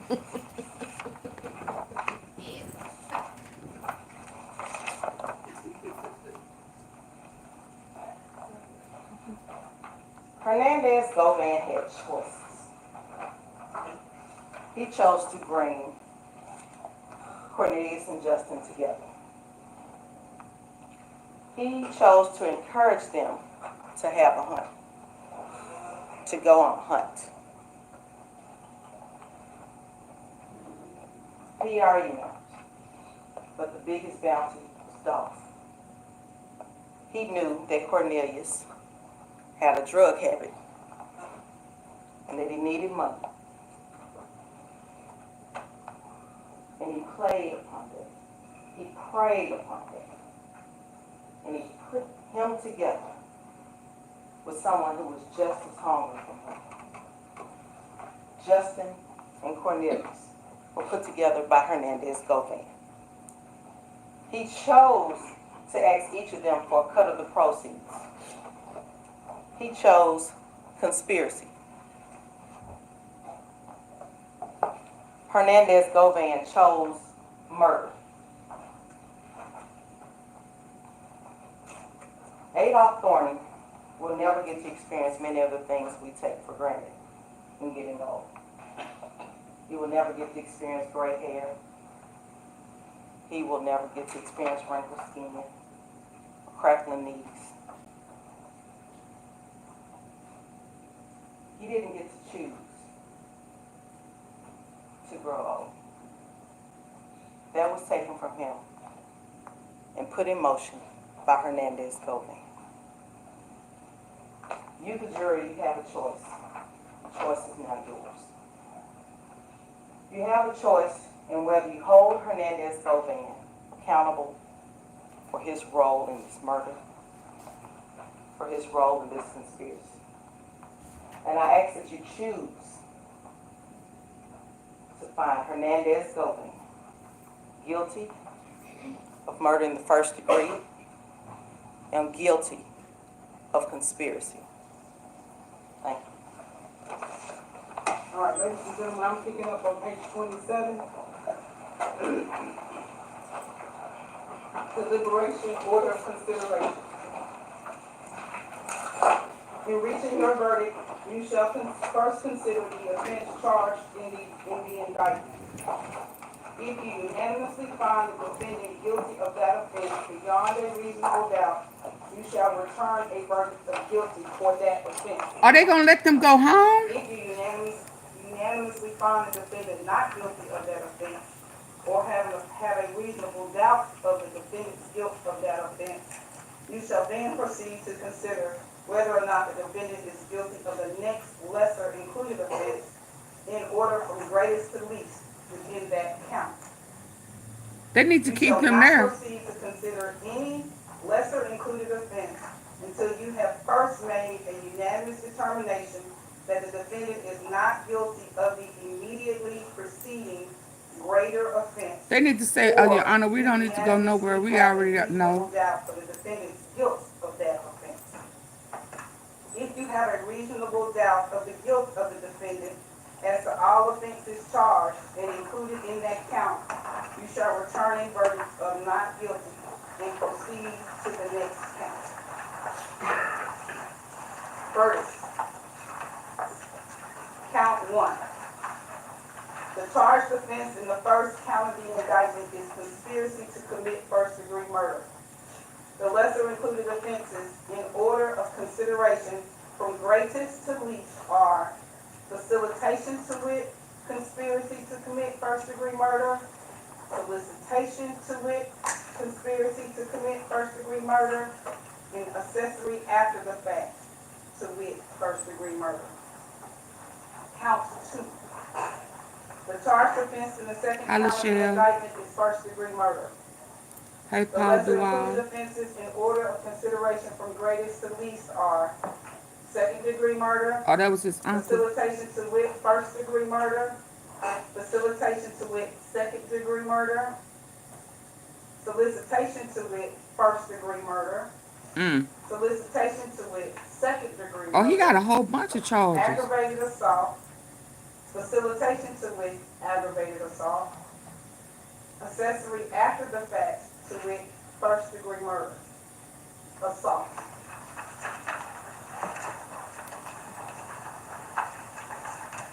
Count 1. When you retire to consider your verdicts, you will first inquire whether the defendant is guilty of conspiracy to commit first-degree murder, as charged in count 1 of the indictment.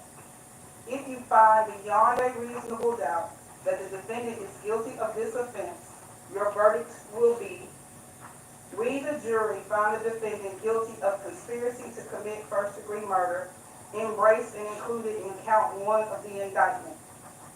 Check the corresponding box on the verdict form and sign one of your names as foreperson. If you unanimously find the defendant not guilty of this offense, you will next inquire whether the defendant is guilty of facilitation to wit, conspiracy to commit first-degree murder, as embraced and included in count 1 of the indictment. If you find beyond a reasonable doubt that the defendant is guilty of this offense, he should have took the plea. Your verdict will be: we, the jury, found the defendant guilty of facilitation to wit, conspiracy to commit first-degree murder, embraced and included in count 1 of the indictment.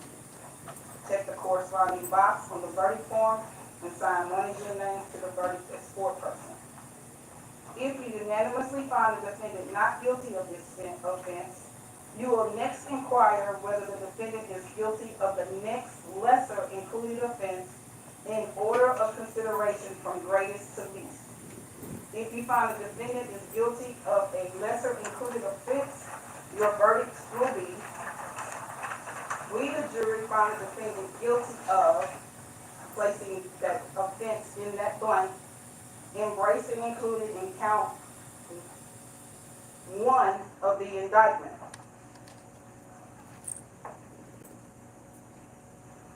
Check the corresponding box on the verdict form and sign one of your names to the verdict as foreperson.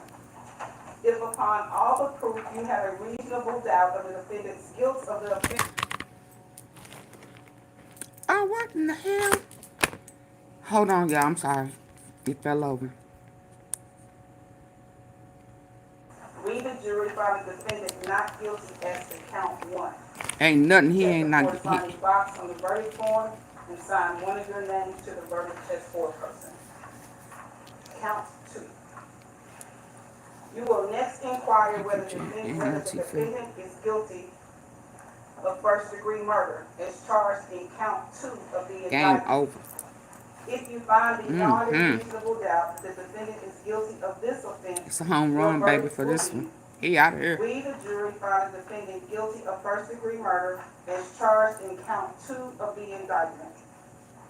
Check the corresponding box on the verdict form and sign one of your names to the verdict as foreperson.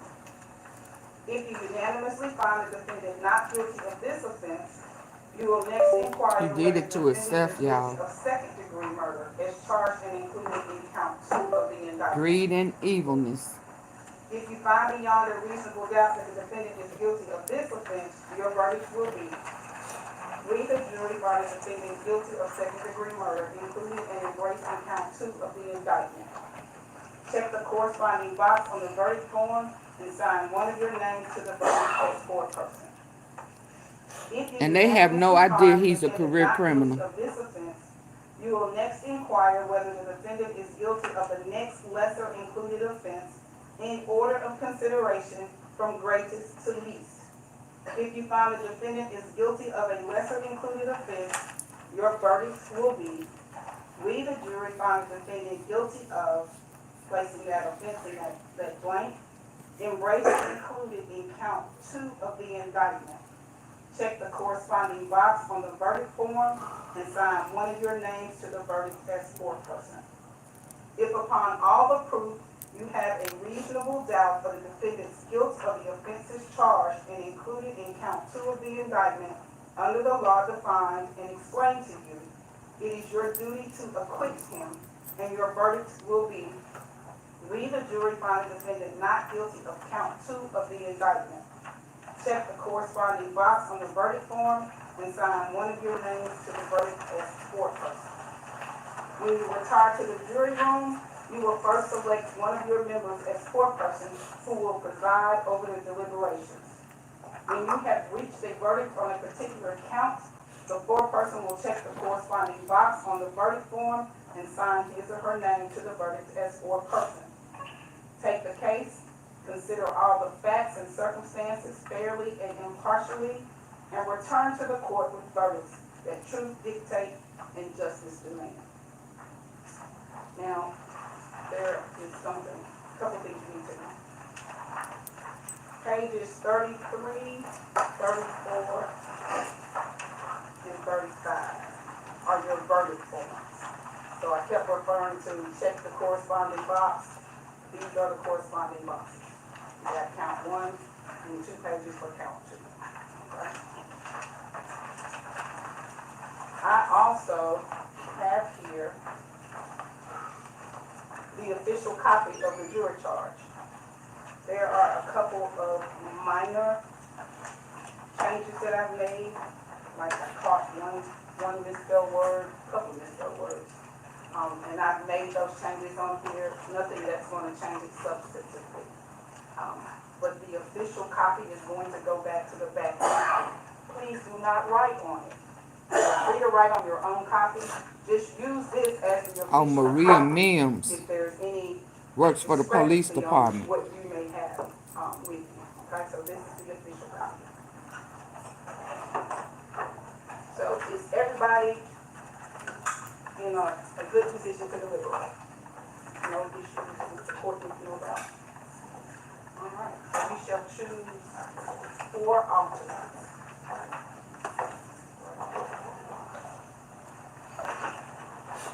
Once again, all of the exhibits are going back to the back with you. You will be provided a computer, a blank computer that you can use to look at any of those zip drives if you'd like. Shit, look up his background while you back there. Since Manny say he's a good black citizen, I'm sick of them fooling with innocent black men. Yeah, all right. So Maria Mims wouldn't help him. Who is Maria Mims? Is she on the police department?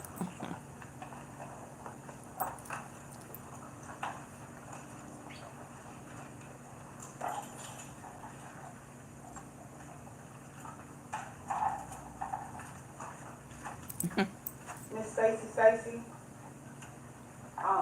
do you have anything back in the back you need to collect? You'll just stay right where you are, please. Get out Mims and Sims, Smiths, Johnsons, Gonzalez's and Gomez's on out. Send their asses on out. Your service is no longer needed. Get your check in the mail.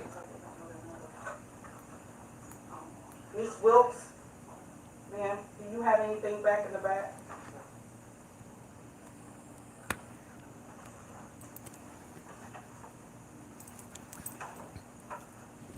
Mr. Cobb, do you have anything back in the back? Just a book. You want to go ahead now?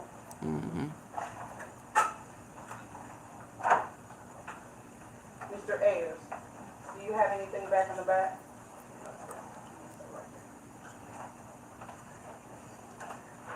You're fired. You can go now. You want to go collect? Hey, Godspeed.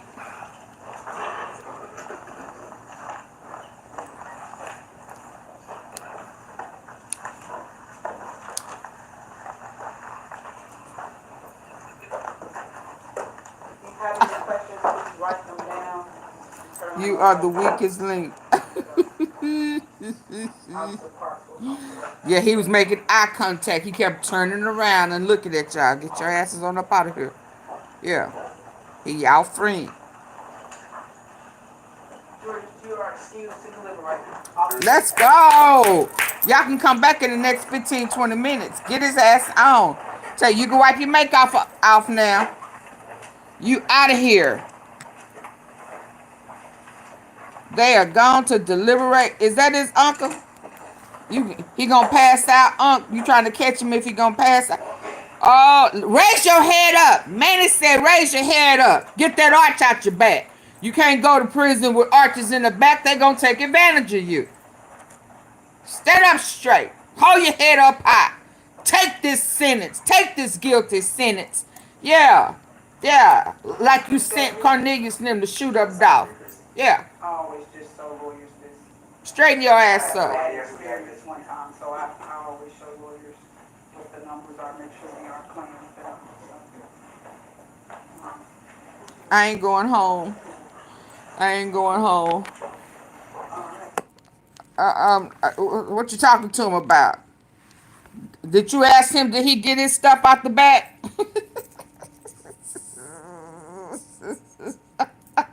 That's who they should have been asking. Did he get your stuff out the back? Did you get all your stuff from home? Did you put your shit in storage? Did you have a garage sale over the weekend? Because where you going, you won't need none of that bullshit again. Did you get your affairs in order? It's time for me to end my closing statement. We are about to end on this note. Get your affairs in order. Say your goodbyes now.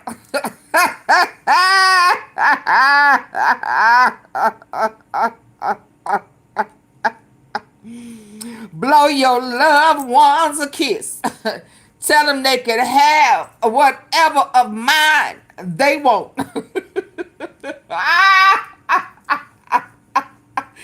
It look like I won't need none of this again.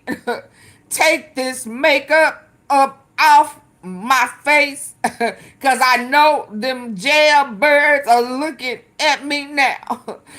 They saying, look at the arch in that motherfucker's back. He look like an old girlfriend of mine. I got something for Quetita, Quinita, whatever. Look at the eyeliner. He's he looking mighty good to me right now. What's that old song? You look good to me. You look good to me.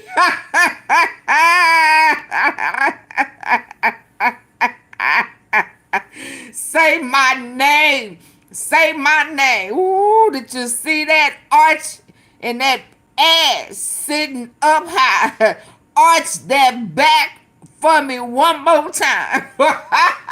Look at the lips on that girl.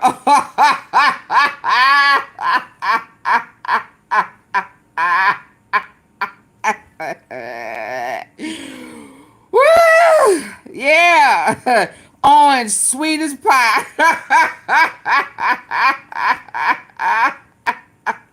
Ooh wee. Ooh wee. We got some new fresh meat on its way. They fighting for that ass right now.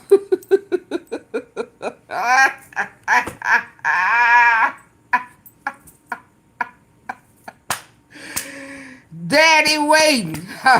He hitting that knee right there. He waiting on him, y'all. He waiting on QUETTE. Touch your toes and shake your ass. Go ahead.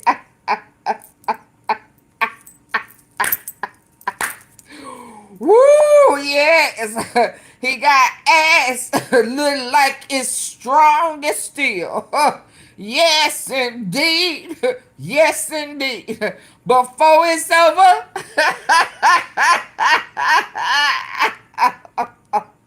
I'm going to take all that tension up out that ass.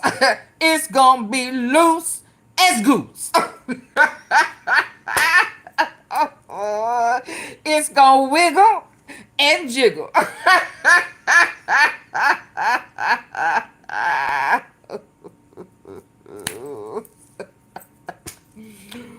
Woo! Yes, indeed. Yes, indeed. Long live Dolph. I'm going to say it again. They should have just left him alone. Yes, indeed. Yes, indeed. They should have just left him alone. They should have just left him alone. Now, he finna be up in there rapping for Big Bubba.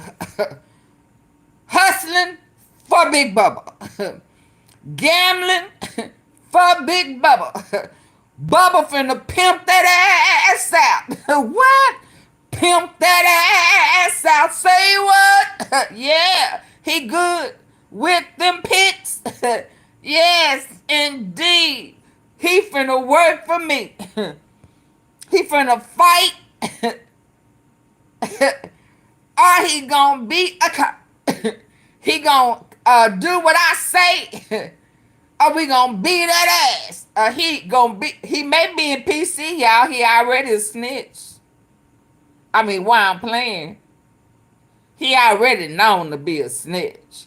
And hell, Cornelius said it on the witness stand. And the Emmanuel backed it up trying to be funny, but you just put a label on your partner's back since y'all done got kind of close this last year and a half. Yeah, he's an indigent, but he don't have a public defender. Where they do that at? Everybody I know broke have a public defender, or the big mob boss covered the cost. Yeah. Hello.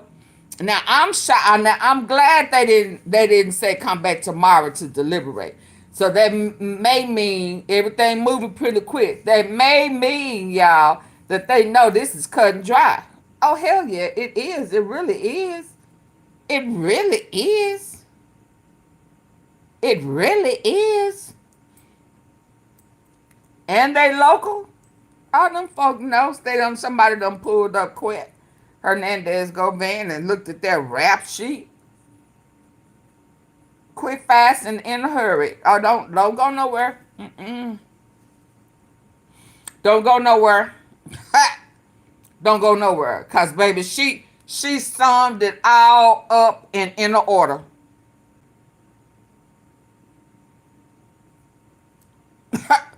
What did she leave out? Nothing. I can't think of nothing she left out. And you know, I would have been them picked it apart. Everything I said she should have mentioned, she cleared it up. Look, who can do hearts? Yeah, y'all hit the hearts on the side? Oh, you can do hearts? I can't see who doing them. You doing hearts? Yay, Miss Tom. She done stepped up her technology. Y'all hitting hearts on the side. Let me say this. Y'all can say what they... Listen. AunTeaFee don't want to tip to her own horn, but I don't know nobody. I don't care who they are. I don't care if they local. I don't care if they not local. I don't care what they say. Who have not jumped all over the place. I just haven't done that. I just haven't done that. In the beginning, I did process of elimination respectfully and intelligently. If the dot didn't immediately connect, I parked it. I didn't do away with it. Parked it. I ain't put extra drivers in there. I just parked it. And I would, and let me say this, I would be apologizing to the Crumps. However, they never touched on who Cornelius got that $300 from. For whatever reason, they did not touch bases on who he got that $300 from, where his girl put on a mask and whoever brought that $300 to put on a mask. They conveniently left that $300. They mentioned the $500, but they did not touch the $300. So that had to been a part of what QUETTE had the motion to suppress. If they would have touched bases on that $300, y'all thought I forgot? Yeah. If they'd have touched bases on that $300 mask to mask, because they still saying that Unc was an old guy. That wasn't that same Unc. There is a Uncle Lambert. Yes. Yes. But who did they get 300 of the 800 from? They only spoke on the 5. What happened to the 3? You understand? So, had they touched bases on that $300, because that's when they met up with Unc, then I would have said the only person that I can honestly say I was wrong about was that the Crumps. But because they intentionally omitted the $300,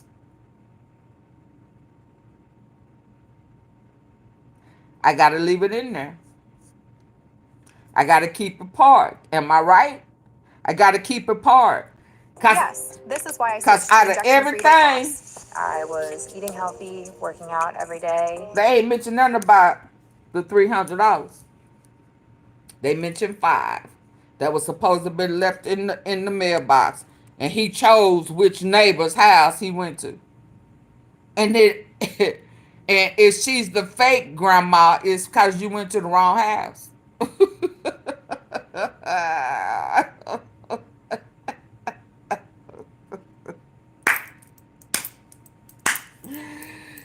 Yes, I can't take Morris off. I can't just yet because it's way more to it. What does ham got to do with it? Circe, whatever. It's a couple of people names that came up in there that is gang affiliated. And there was more. They didn't touch bases on who went after Big Moochie Great. It's our own investigation.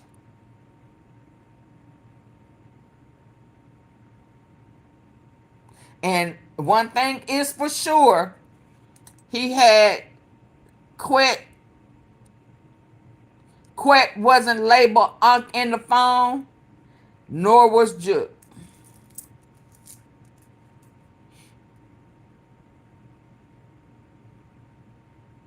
Mm-mm. Mm-mm. What happened to the $300? Why was that not talked about?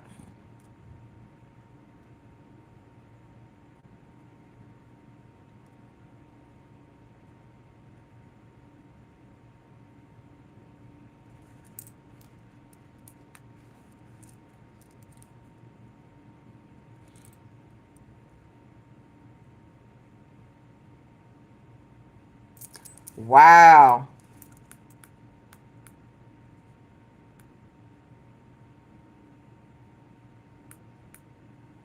Let me see what they're talking about on the news.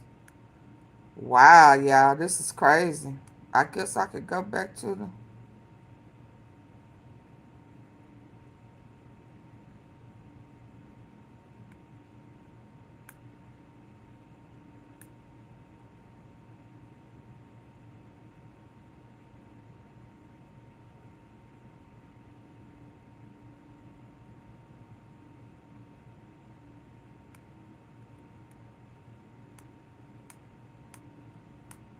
So what does the poll say? What does the poll say? Are we...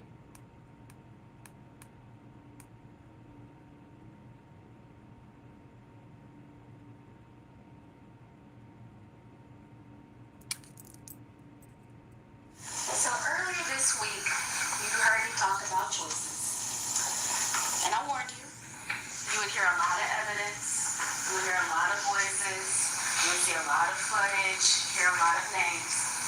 But I also told you, if you remember, that the name that you needed to focus on and the name that you needed to remember is Hernandez Govan.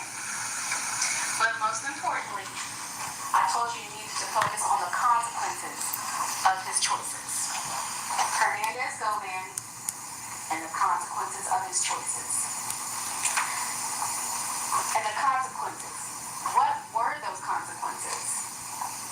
Violence, death, and loss.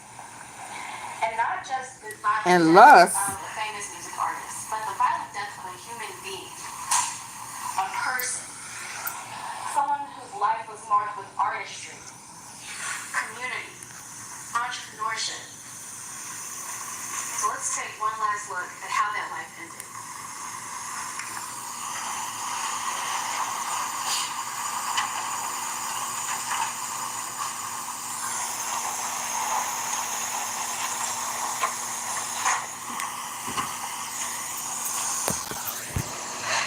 Summer is here and you've got places to go. All good road trips start here. Just make sure you're road ready. Book your road ready appointment today at hendrickcars.com.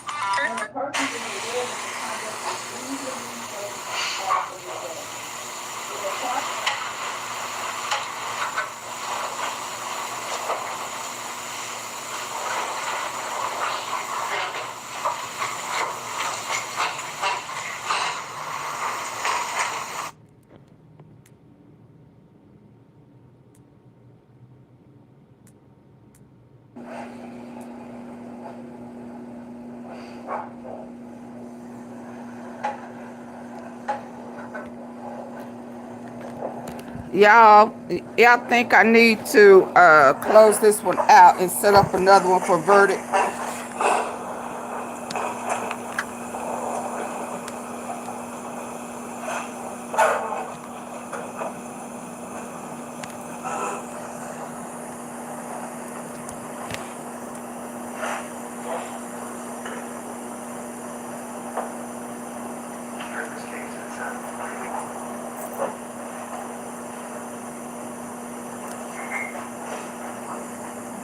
Yeah, it's verdict time.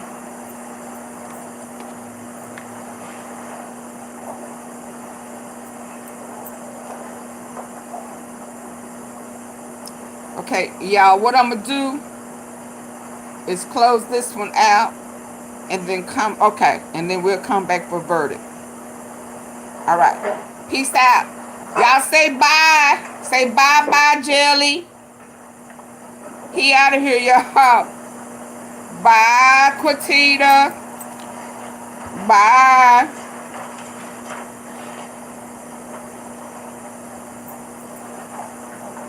Y'all give me some hearts on the side and hit the like button. Woohoo! Let me set up another one. Let's come back for the verdict. Bye. Bye-bye. Why it won't hit? There we go.